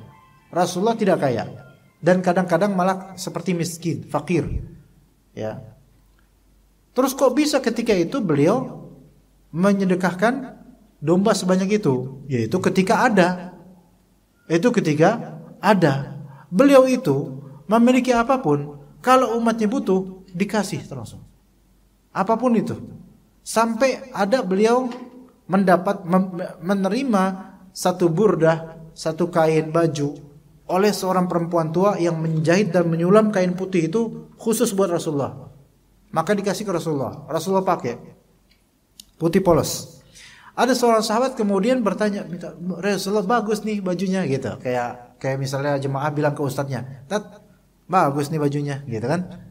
Kalau jemaah ngomong kayak gitu kan murni muji. Tapi sahabat ini memuji dan kemudian boleh dong buat saya, gitu. Padahal baru pakai sekali itu langsung diminta sama sahabat tertentu ini. Akhirnya Rasul bilang, sebentar dulu, saya masuk dulu ke rumah, mau ganti baju. Ganti baju, diserahkanlah baju yang tadi pakai langsung kepada orang itu. Diserahkan langsung kepada para sahabat lainnya. Setelah Rasul pergi, para sahabat mencela, kamu kan tahu Rasulullah itu kalau misal diminta pasti tidak pernah menolak. Diminta pasti tidak pernah, pasti langsung ngasih gitu loh. Selama itu hanya dunia gitu loh, pasti langsung ngasih. Kamu kan tahu itu, kamu dicela. Kata sahabat itu, saya itu minta pakaian seperti ini, yang putih seperti ini, bukan tanpa maksud, melainkan saya ingin menjadikan pakaian putih ini sebagai kain kafan saya nanti ketika wafat. Akhirnya jadi seperti itu. Ya, syukran. Ketika kita lihat prinsip seperti ini, Rasulullah kalau kita bilang seberapa kaya sih Rasulullah, kita bilang Rasulullah nggak kaya, nggak punya kekayaan yang menetap, gitu loh maksudnya. Nggak punya kekayaan yang menetap. Kekayaannya itu untuk umat. Nah, itu prinsip Rasulullah dan para umar, para pemimpin. Abu Bakar itu ya ketika menjadi khalifah, beliau banyak spending money gitu loh, banyak yang beliau keluarkan dari kekayaannya. Sehingga kalau Bapak tanya Rasulullah seberapa kaya, para sahabat umara yang pemimpin itu seberapa kaya, orang-orang soleh yang menjadi pemimpin, kita udah nggak bisa lagi pertanyakan kekayaannya, karena boleh jadi habis kekayaannya mereka untuk kaum muslimin. Nombokin ini, nombokin itu. Sampai Harun al-Rasyid melihat anak-anak yang dulunya pakaiannya mewah, ketika sudah menjadi pemimpin, anak-anaknya malah pakai pakaian-pakaian yang seperti orang miskin. Seperti itu, ya, seperti itu. Wallahu a'lam. Begitu Pak. Saya nggak bisa mengatakan seberapa kaya, karena Rasulullah SAW malah justru menghindari kekayaan untuk kepemimpinannya. Ya, karena kalau seorang pemimpin itu mentargetkan kekayaan, pasti kemaruk dan pasti banyak zalimnya. Begitu Pak. Wallahu a'lam. Tapi semua yang tadi Bapak saya tanyakan, dari Rasulullah pernah sedekah sampai berapa ratus ekor kambing, itu sunnah. Dan Rasulullah SAW kelihatan fakir, itu juga walaupun fakir itu bukan sunnah, tapi Rasulullah SAW menghadapi kefakiran itu juga merupakan sunnah, mentreatmentkan kefakiran. Baik, kita baca dari kalangan ibu-ibu ya. 3, langsung 3 ini. Oh, ada baliknya. Ada 3 pertanyaan. 1, apakah berarti sekufu itu utamanya dalam urusan agama? Karena banyak anggapan bahwa kufu juga dalam harta dan sosial. Ini berangkat dari hadis Nabi SAW, tunkahul mar'atu li arba', ya. Perempuan biasanya dinikahi karena 4 hal, ya. Di antaranya harta, cantikan, keluarga, dan agama. Secara syar'i, untuk masalah harta, khilaf di antara ulama, apakah harus kufu atau tidak? Khilaf di antara ulama. Yang sahih adalah tidak harus kufu. Masalah nasab, khilaf di antara ulama, apakah harus kufu atau tidak? Yang sahih adalah tidak harus kufu. Dan masalah apa tadi? Harta, nasab, kecantikan. Kecantikan itu, ya, perempuan itu nggak wajib nyari laki-laki yang ganteng, ya nggak Bu? Kalau dapat yang ganteng, alhamdulillah. Kalau nggak dapat yang ganteng, ya qadarullah sih, ya. Tapi ya alhamdulillah. Yang penting adalah yang keempat, yaitu agama, yang kata Nabi, fadhfar fi dzatid din taribat yadak. Itu untuk perempuan ya, sekufu untuk perempuan ya. Dan perempuan wajib untuk mencari jodoh yang sekufu dengannya atau lebih atas dari segi agama. Adapun perempuan mencari jodoh yang di bawah standar kufunya dia dari segi agama, maka itu haram walaupun sah nikahnya. Walaupun sah nikahnya. Termasuk juga kasus seperti ini, jemaah. Haram di sini maksudnya bukan haram nikahnya ya, tapi haram treatmentnya, haram sikap dia gitu loh. Kenapa nggak nyari yang sekufu? Itu yang haramnya. Adapun nikahnya ya tetap halal, boleh, silakan nikah selama dia muslim. Gini contoh, perempuan sudah ngaji, ya, dia malah nyari suami karena kayaknya suami pengajian yang ikhwan kayak nggak mau sama saya. Akhirnya dapat suami yang ahlul bid'ah. Ini sikap yang haram sebenarnya, walaupun ketika nikah halal, sah, oke. Tapi sikap haramnya dia adalah apa? Dia itu tidak mensyukuri keagamaan yang ada pada dirinya sehingga merelakan dirinya nikah dengan orang yang laki-laki yang di bawah dia. Perempuan harus mencari yang sekufu atau di atas. Adapun laki-laki tidak harus. Laki-laki tidak harus mencari yang sekufu dari segi keagamaan, karena laki-lakilah yang akan membimbing, gitu loh. Kayak misalnya seorang ustadz, dia pakar fikih, pakar akidah, ilmunya tinggi. Apakah dia harus nyari perempuan yang seterata dengan dia dari segi agama? Enggak. Apakah dia harus nyari perempuan yang gelarnya, kalau laki-laki ini saya gelarnya LC, saya pengen nyari akhwat yang gelar MA atau doktor? Enggak harus begitu, bahkan ya kalau bisa jangan, kalah nanti dia, kalah. Suaminya bilang, ayo kamu harus nurut sama saya, ini wajib loh. Istri bilang, saya doktor, kamu LC. Ya, jadi nggak harus. Ya kalau mau kayak gitu silahkan, tapi nggak harus. Misalnya si laki-laki ustadz, LC, masya Allah, atau BA, LC, dikenal di mana-mana. Nikah sama akhwat yang baru hijrah. Ya, baru hijrah, baru kenal pengajian, boleh nggak? Boleh. Dosa nggak laki-laki ini? Nggak dosa, nggak apa-apa, karena dialah yang akan membimbing dia, perempuan ini. Beda kalau misalnya perempuan akhwat udah ngaji, kenal sunnah, dijodohin sama bapaknya, ini kamu sama si Panjul aja, dia walaupun botak kayak gitu tapi dia banyak duitnya, walaupun dia akhlaknya kayak gitu tapi banyak duitnya, nggak bisa ngaji nggak apa-apa, yang penting banyak duitnya. Udah nggak apa-apa pih, kata akhwat ini, bahlul akhwatnya. Nanti ketika nikah nyaho sendiri dia, nyaho sendiri nanti, ngerti sendiri bahwasanya perempuan itu terhargai dengan laki-laki yang sekufu atau yang lebih atas darinya. Adapun soal harta, strata sosial, perempuan itu nggak sekufu nggak apa-apa. Perempuan itu mencari yang nggak sekufu nggak apa-apa. Misalnya perempuan dari keturunan bangsawan atau ini, tapi kemudian calon suaminya itu misalnya kurir ekspedisi misalnya, tapi bertakwa pada Allah, agamanya bagus, nggak apa-apa, nggak salah. Hanya harus siap nanti ke depannya omongan orang gitu aja. Cie yang suaminya kurir JNE gitu, ya iya. Atau dari segi strata sosial, selama strata sosial ini tidak mencederai keagamaan, nggak apa-apa. Misalnya ini keturunan darah biru, ya. Yang satunya laki-lakinya keturunan darah nanah, ya. Najis dong. Ya keturunan darah, ya dia orang biasa gitu, strata sosial biasa. Selama nggak mencederai keagamaan nggak apa-apa. Ya kecuali kalau mencederai keagamaan dan akhlaknya, nah itu baru jangan. Ya, jangan. 2. Suami sudah berusaha qawwam dan muhasabah, melihat kekurangan diri, dan suami melihat kelemahan mental dan fisik dan psikologis istri. Dari situ suami mengambil putusan untuk tidak berpoligami. Apakah ini termasuk kufur? Tidak. Ya, kalau dia melihat istrinya memang ada kekurangan mental, fisik, psikologi, kemudian suami saya nggak usah poligami, saya tetap sama kamu.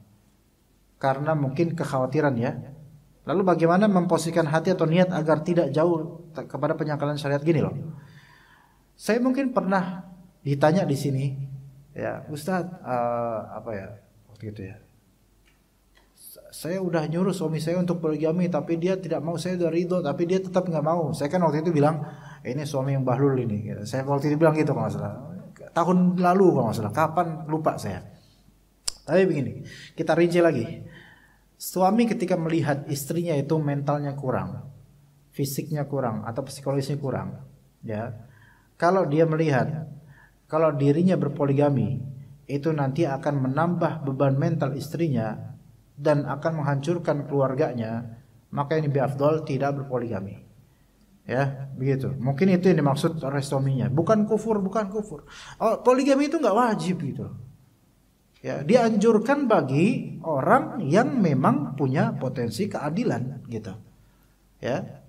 Nah, kalau misalnya ternyata madarat dia berpoligami lebih besar, maka bisa jadi haram berpoligami gitu ya.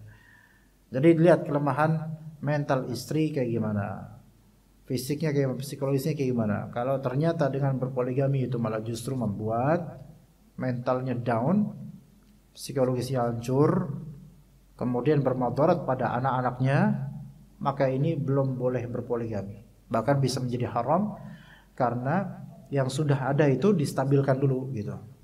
Ya, bukan malah justru mencari masalah baru. Bukan masalah di poligaminya sebenarnya, karena poligami syariat. Jadi prinsip suami yang seperti ini, mengalah seperti ini, maka dia suami yang sangat baik insyaallah. Ibu jangan marah, Bu. Jangan marah. Enggak boleh kok, dia enggak boleh. 3. Apakah boleh istri yang kaya menyerahkan seluruh kekayaannya kepada suami, lalu suami meneruskan usaha istri dan menafkahkan istri dari hasil itu? Namun saat bertengkar, si istri kadang mengungkit kebaikan-kebaikan yang sudah dia berikan kepada suami. Taib. Istri itu jangan menyerahkan kekayaannya pada suami. Sebagaimana sebaliknya, suami jangan menyerahkan kekayaan seluruhnya pada istri.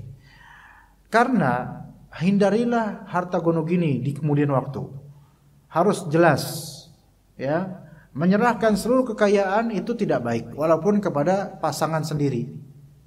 Ya, karena ini nanti kedepannya kalau ada something happen gitu, sesuatu yang terjadi yang buruk, itu nanti ribetnya luar biasa dan akan ada hukum-hukum yang sulit untuk diterapkan. Maka adapun kalau misalnya si istri memodalkan suami untuk berusaha, itu boleh dan itu merupakan kebaikan. Tapi juga harus benar skemanya apa. Apakah ini usaha pemodalan investasi dengan akad mudharabah, atau meminjamkan dengan akad qard pinjaman, atau ngasih dengan akad hadiah atau hibah? Itu semua konsekuensinya beda. Istri harus kayak gitu. Wah, nanti suami saya bilang perhitungan. Enggak, ustadznya yang bilang, gitu bilang. Akad itu harus jelas, umat sekalian. Bukan masa perhitungan apa enggak, karena setiapnya ada hukum supaya nanti di akhirat nanti hisapnya itu jelas. Kalau misalnya emang istri ini memang pengen, ini udah salah, seluruh kekayaan dihadiahkan, salah. Istri pegang sesuatu, pegang, karena dia nggak tahu nanti akan jadi apa. Hartanya pegang gitu loh. Jangan semuanya dihadiahkan kepada suami. Betul pengen nyenengin suami, tapi jangan semuanya gitu. Ya. Misalnya ini saya kasih untuk suami saya 100 juta. Kasih di sini apa? Hadiah, hibah? Kalau iya, udah nggak usah ngungkit-ngungkit karena Anda menyedekahkan ini. Iya, ini 100 juta Mas, blok gitu kan. Ya, berarti kan udah sedekah nih ya. Untuk modal dia usaha. Dan ternyata bertengkar. Nggak boleh ngungkit kayak gitu, nggak boleh. Ya udah kan udah berlalu pemberian. Jangan ngungkit dong. Kata Allah Azza wa Jalla, ya ayyuhalladzina amanu la tubtilu shadaqatikum bil manni wal adha. Ya wahai orang beriman, janganlah kalian membatalkan pahala sedekah kalian dengan mengungkit-ungkit dan nyakitin. Kecuali ingat ini fikih detail. Kecuali kalau nih si suami udah dulu disedekahi sama istri 100 juta, dan kecuali pertengkarannya disebabkan si suami tidak menunaikan hak istrinya, seperti jima tidak dijima, tidak dinafkahi, tidak diberikan rumah tempat tinggal yang baik, ya. Kemudian apalagi tidak diberikan nafkah atau makanan yang baik. Ini kan hak istri, maka boleh istri ngungkit kebaikan. Mas, saya ini kan sudah memberikan yang terbaik buat Mas sedekah waktu itu untuk modal ini. Kenapa kok saya tidak diberikan tempat tinggal yang layak misalnya? Itu boleh. Kecuali kalau apa? Pertengkarannya disebabkan apa? Istri tidak mendapatkan haknya. Karena seseorang yang berbuat baik, ketika dia tidak mendapatkan haknya, boleh dia ungkit kebaikan dia. Itu boleh. Ya, sebagaimana seorang bapak ya mengatakan kepada anaknya yang durhaka atau bandel di sekolah, kamu udah saya bayarin SPP kamu sekian tahun, jadinya malah kayak bandel gini, malah durhaka sama saya, gimana kamu? Nah ini menyebut dan mengungkit karena tujuannya apa? Supaya kamu tuh sadar dan kemudian menunaikan hak. Itu boleh. Tapi kalau berantemnya karena masalah-masalah bukan hak, masalah sepele. Misalnya suaminya lagi apa? Ada kecoa masuk, suaminya kejar pengen mukul-mukul kecoa pakai apa tuh? Kemoceng apa-apa, tiba-tiba yang kena adalah mukanya istrinya. Dok, dok. Kenapa Beb, kok muka aku bukan kecoa? Kata suaminya, abis mirip, kata suaminya. Wah, marah, tengkar langsung. Ini nggak boleh ngungkit. Masa saya dikira kayak kecoa padahal saya udah ngasih kamu sedekah 100 juta. Ya enggak, ini kan nggak ada kaitannya sama hak. Ya gitu ya. Ketersinggungan kecil gitu. Nggak boleh kemudian ngungkit. Nggak boleh, itu bisa gugur pahalanya. Itu kalau apa? Kalau sedekah. Kalau misalnya investasi, maka boleh. Istri misalnya, sayang, ini saya invest untuk usaha kamu 100 juta. Dengan bagi hasil labanya per tahun, hitung labanya per tahun, bagi atau per bulan, saya dapat sekian persen dari laba itu, Mas dapat sekian persen dari laba itu. Itu boleh. Dan suami nggak boleh bilang, kamu matre banget sih. Ya bukan matre, ini duit saya kok, gitu kan. Dan kalau itu investasi, berarti itu bukan ngasih. Uang itu uang siapa? Uang istri yang dipakai, bukan uang suami lagi, gitu. Atau pinjam. Nah, nih Mas, saya pinjemin 100 juta. Bayar nyicil ya setiap bulan, ya gitu kan, tanpa riba gitu. Nah ini berarti hutang. Itu semua harus jelas, umat sekalian. Ya maunya apa? Hutang, investasi, apa hadiah gitu. Kalau misalnya investasi, ya nggak usah ngungkit. Wah, Mas kok ini padahal saya kan udah investasi, nggak usah ngungkit. Ya capek kalau gitu. Tapi kalau hadiah, sedekah boleh ngungkit ketika itu terkait dengan hak. Assalamualaikum warahmatullahi wabarakatuh. Wah, ini tinggal 8 menit, Bu. Ini pertanyaan banyak ini. Kira-kira bulan depan ya, Bu ya?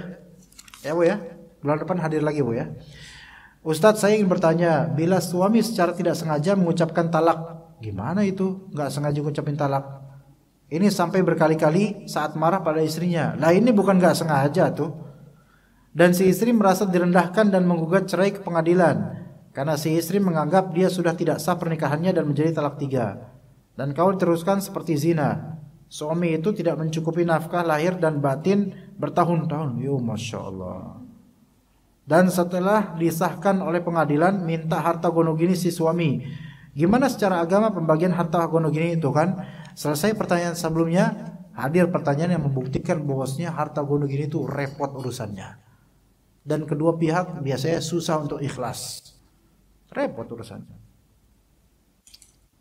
Ya, nggak tahu saya mau jawab apa, ribet soalnya nih. Coba, ya, dah urusin sendiri aja lah. Jangan kaitan sama saya. Ya nggak tahu Bu, harta gonogini seberapa, ini gimana nggak tahu saya. Yang tapi kalau ini ucapan talak pada istri berkali-kali, nggak disebut secara tidak sengaja lagi. Lah emang udah kebiasaan dia. Marah itu tuh ada berapa macam? Ada 3 macam kata Ibnu Qayyim. Ada 3 macam. Marah yang sampai kesurupan, kalau itu udah kalap ya, itu kalau dia mengucap talak nggak diterima talaknya. Ada marah yang marah tinggi naik pitam, tapi dia masih mengontrol lisannya, dia sadar ngomong apa. Ini nggak bisa dibilang nggak sengaja. Tetap terjatuh talak itu. Dan marah yang ringan, itu jatuh talak kalau ngomong talak. Ya, saya pikir kalau udah berkali-kali ini udah tuman, udah kebiasaan. Maka yang seperti ini jatuh talak sejak awal dia ngomong kayak ini jatuh talak. Nggak tahu udah berapa kali, mungkin rutin, mungkin daily atau monthly, ya nggak tahu. Iya. Tadi udah, sekarang udah pisah, ya.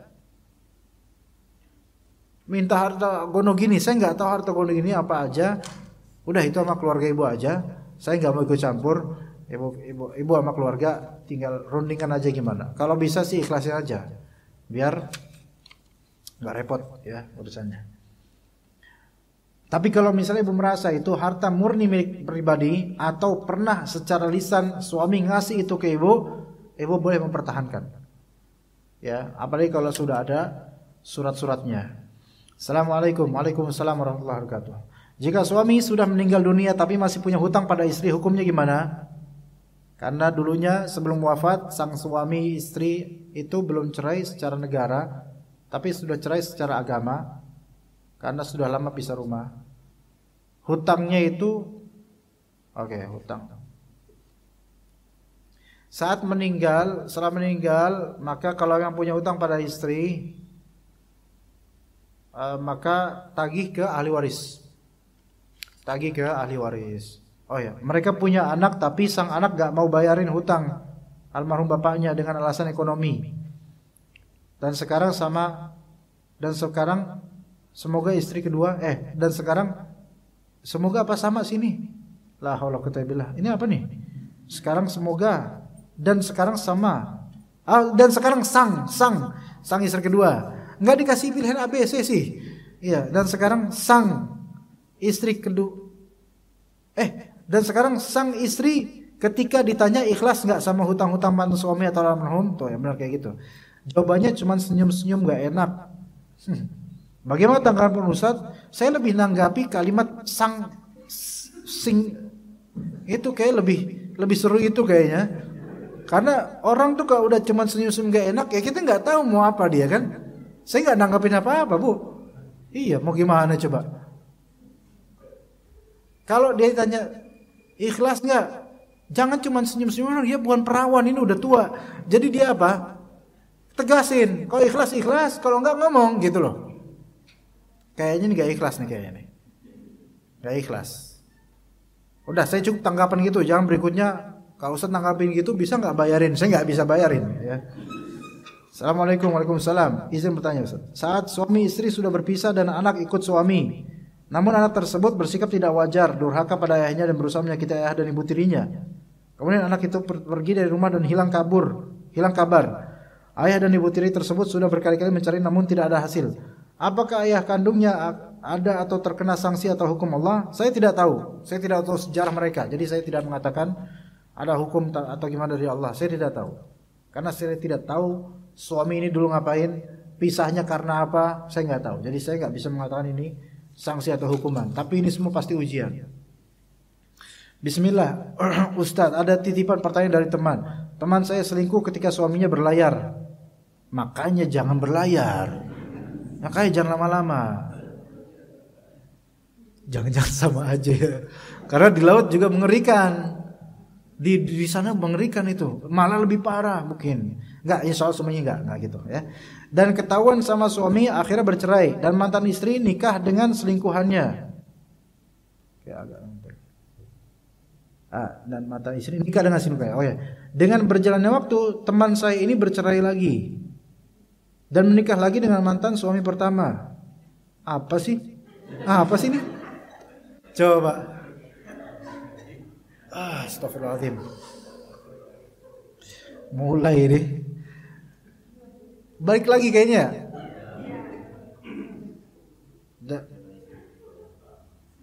Jadi cerai lagi itu, sama selingkuhannya cerai.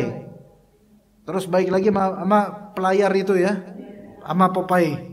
Ya, tapi setelah menikah suami tidak ingin berhubungan badan lagi karena masih mengingat kesalahan di masa lalu. Bagaimana hukumnya pernikahan seperti ini? Nikahnya sah. Nikahnya sah. La haula wala quwwata, kesian juga ini. Nikahnya sah dan hendaknya istri ini mohon maaf, tapi minta maaf sama suaminya. Tapi kalau memang sudah tidak bisa lagi mencintai, sebaiknya memang nggak usah bersama gitu loh. Ini nggak bisa teruskan kalau ini, kalau nggak berhubungan, bukan nggak berhubungan badan lagi kalau karena ketuaan atau uzur itu mungkin oke lah. Nggak, ini soalnya sudah tidak cinta karena mengingat kesalahan masa lalu gitu loh. Apa yang harus diteruskan dari ini gitu loh? Saya pikir sebenarnya udah make a new life lah. Bukalah lembaran baru masing-masing. Itu lebih solutif daripada bersama. Ujung-ujungnya nanti lama-lama kesel juga gitu loh. Nggak ada manfaatnya dong bersuami istri. Nafkah wajib tapi nggak diapa-apain ya. Ya, saya pikir hukum nikahnya sah, cuman tidak sehat, itu tidak sehat. Karena ada hak yang tidak tertunaikan. Wah, ini tulisannya bagus ini, Masya Allah. Ini tulisannya bagus nih. Semuanya huruf kapital ya. Bagaimana menyikapinya bila seorang suami selalu mengatakan tidak bersyukur atau minta sama Allah ketika istri minta nafkah lebih karena dirasa sangat minim sekali dari apa yang sudah diberikan suami. Dan ini selalu dikatakan berulang tanpa ada realisasinya dari permintaan istri. Ya. Ini sepihak ya, laporan sepihak ya, saya nggak tahu hakikatnya gimana ya. Cuma sebagian suami itu seperti itu ya. Jangan karena kita mentang-mentang tauhid, sudah mengaji tazkiyatun nufus, kemudian tidak ikhtiar dan fikih seperti ini, makanya kita ulang berkali-kali soal nafkah supaya suami teringatkan bahwasanya ada fikih yang harus dia jalani. Ada kifayah dan kecukupan yang harus dia usahakan menujunya. Dan tidak boleh dia berlindung di balik harus bersyukur atau berlindung di balik harus tauhid dan minta sama Allah, sementara dia itu sebenarnya belum maksimal dalam menunaikan perintah Allah. Karena boleh jadi dia bisa ngomong kayak gitu sekarang di hadapan istri, tapi belum tentu dia berani bilang gitu di hadapan Allah ketika nanti dihisab. Ya Allah, istri saya tidak bersyukur, dan Allah Ta'ala tampakkan penghasilannya dan usahanya ternyata dia sendiri gak maksimal. Maka di situ akan ada keadilan. Allah Maha Adil gitu loh. Nah, tapi istri ini kalau emang seperti ini, ana sarankan istrinya bersabar terus, karena suaminya masih punya kebaikan. Dari segi apa? Masih menganjurkan untuk bersyukur dan masih menganjurkan minta sama Allah. Ini berarti suami ini masih punya kebaikan yang besar. Mudah-mudahan dengan kebaikannya, nasihatnya ini dapat hidayah pada waktunya, insyaallah. Begitu, ya. Ya masih mending kayak gini loh. Ada beberapa suami udah nafkahnya minim, kasar, minta mulu, gue kepret lo, begitu misalnya. Iya. Ada kayak gitu. Kayak gitu susah, kayak gitu nggak ada tauhid-tauhidnya kayak gitu. Assalamualaikum. Waalaikumsalam warahmatullahi wabarakatuh. Ustaz, sebagai orang tua kami memiliki anak laki yang belum ngaji, tapi kita sebagai orang tua ingin mencarikan jodoh wanita yang salehah, yang faham agama agar nanti diharapkan bisa membawa suami jadi saleh juga dan punya keturunan yang saleh atau salehah. Apakah salah sikap tersebut? Dulu ada kiamat sudah dekat itu. Jadi Mizwar lagi nyari buat anaknya, nyariin jodoh buat putrinya. Ya, pas kemudian dapat calon mertua misalnya, dibilang, wah iya ini anak saya pengen banget sama putri antum nih, masuk putri antum solehah. Walaupun anak saya masih bagajulan sih, suka ke klub malam, suka minum-minum. Ya siapa tahu dengan anak nikah sama putri antum, anak saya jadi soleh gitu katanya. Langsung dicoret. Ya, nggak masuk list. Di film aja, yang mana pembuat skenarionya itu orang yang kurang tahu agama gitu loh. Hal seperti ini merupakan hal yang sebenarnya kita itu harus belajar, bahwasanya kita harus membenahi apa yang ada di diri kita dulu sebelum kita mengharapkan orang lain memberikan yang terbaik buat kita. Artinya mohon maaf ibu, anak ini laki-laki, apalagi laki-laki ini yang harusnya jadi pemimpin bukan yang dipimpin, yang mengajar bukan yang diajar. Doakan dan didik dulu supaya benar ini anak laki-laki. Ya, harapkan dulu pada Allah Azza wa Jalla kebaikan di anak ini sebelum mengharapkan kebaikan orang lain terhadap anaknya. Gitu loh. Ya. Jadi bukan berarti ya saya juga setuju, berharaplah supaya dapat mantu yang solehah, yang bisa mengingatkan dia. Iya, betul. Tapi ini adalah darah daging Anda, bukan darah daging dia. Anda lebih berkewajiban untuk mempolesnya lebih dahulu sebelum dia mendapatkan jodoh yang sesuai dengan yang Allah Ta'ala takdirkan padanya. Ya. Jangan buat itu sia-sia dengan misalnya ini anak begajulan misalnya, tapi saya pikir ini gak begajulan, hanya belum mengaji saja. Ya, misalnya, atau banyak kenakalan dan semisalnya, Anda diamkan, tidak Anda didik. Nanti juga dapat yang soleh mudah-mudahan. Bisa aja nanti dia zalim, jadi aib keluarga, jadi beban keluarga. Jadi dari sekarang banyak-banyak doa dan terus nasihati si anak laki-laki ini. Banyak-banyak sedekah supaya Allah Ta'ala kabulkan doa kita. Poles dia, berikan dia mindset, ajak dia pengajian, atau minimal nganterin ke pengajian. Siapa tahu dengan itu dapat hidayah. Itu dulu. Tapi kalau sebelum dapat hidayah ternyata dia berjodoh wanita yang solehah, apa boleh buat? Alhamdulillah. Ya udah, emang kalau Allah mudahkan itu udah jadian aja gitu loh. Tapi tentu yang ingin saya bebankan, ingin saya katakan sebagai beban kita adalah kita itu jangan menunggu tangan orang lain untuk membenahi rumah kita, padahal kita bisa. Benahi dulu ini, doakan, bismillah, insya Allah dapat yang solehah. Dan saya doakan semoga anak laki ibu ini yang bertanya, saya nggak tahu ini ibu atau bapak nih, karena dari tulisannya kayak bapak-bapak ini. Mudah-mudahan bisa mendidik anak ini dengan baik dan anak ini jadi soleh, dapat hidayah. Masalah belum ngaji itu sekarang, mungkin besok ngaji insya Allah. Ya saya optimis insya Allah besok ngaji. Insya Allah besok mulai tertarik pengajian. Tidak semua laki-laki itu harus ngaji rutin dulu, enggak. Kadang ada yang memang orang tuanya mengeksploitasi kebaikan pada anak ini walaupun belum ngaji, ya, sehingga anak ini sebenarnya mau baik walaupun belum ketemu dengan pengajian yang cocok, ya. Jadi intinya istilah belum ngaji itu hanya istilah. Kalau dia ada bibit kebaikan, maka insya Allah pada waktunya dia akan baik. Tinggal orang tuanya apakah mau memancing kebaikan tersebut pada anaknya atau tidak. Insya Allah jadi baik, dapat hidayah dan dapat jodoh yang salehah. Dapat nanti kemudian beranak pinak menjadi keluarga yang sakinah mawaddah warahmah insyaallah. Nah, jadi ibu jangan putus asa. Ya, ibu jangan putus asa, tapi jangan juga terlalu ekspektasi dengan usaha yang kecil. Ya. Didik, doakan terus, ya. Ingatkan terus anaknya. Insyaallah dapat yang salehah. Ya begitu. Wallahu a'lam, kita cukup sampai sini. Alhamdulillah sudah jam 11 lebih insyaallah.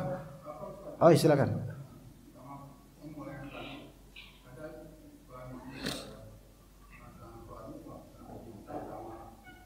Sang suami apa, Pak? Suami gimana? Iya. Masih rujuk. Masih rumah tangga, ya.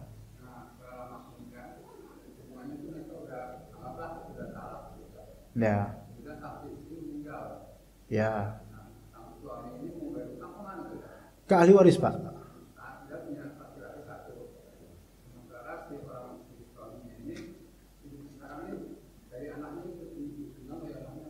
Tapi bisa bayar utang nggak?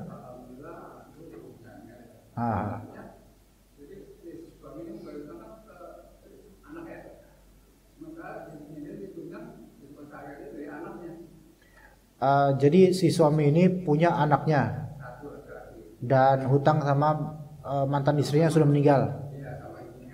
Terus suami ini juga hidupnya bergantung pada anaknya juga. Nah, jadi kan kalau misalnya bayar nanti yang bayarin siapa? Dia nggak bisa bayar, gitu kan? Maka di sini muter-muter dong, Pak, ya. Nah, di ibu itu ada nggak mungkin saudara atau apa yang lain, ahli waris lain? Gini aja, orang mungkin anak itu berkewajiban untuk membayar hutang bapaknya. Nah, dari hutang itu, misalnya hutangnya 10 juta misalnya, maka dibagilah nanti. Kan kalau ada punya saudara, kan ada kena juga dapat, gitu kan? Ada dan seterusnya kan? Saudara istri, saudara mantan istri. Itu semua dibagi secara hukum faraid. Jadi tetap wajib bayar hutang. Kalau si suami enggak punya, maka anaknya lah yang membayarkannya. Tapi bukan bayar terus diambil sendiri, bukan. Tapi dimasukin ke forum keluarga dan dibagi secara hukum syar'i. Ya, untuk anak sisa, dan kalau ada saudara berapa, ada enggak ibunya ibunya istri mantan istri atau bapaknya masih, dan seterusnya. Dilihat, gitu. Ya, seperti itu. Ya, ada hukumnya sendiri. Begitu, Pak, ya. Seolah-olah muter lagi, balik lagi, tapi enggak. Anak ini ketika membayarkan, dia hanya mendapatkan bagian sisa dari apa yang sudah diberikan kepada ahli waris lain yang masih bisa. Begitu, Allahu a'lam. Seperti itu ya, Bapak-bapak, Ibu, semoga bermanfaat. Wa sallallahu ala nabiyyina Muhammad wa ala alihi wa sahbihi ajma'in. Subhanakallahumma bihamdika asyhadu an la ilaha illa anta astaghfiruka wa atubu ilaik. Wassalamu alaikum warahmatullahi wabarakatuh.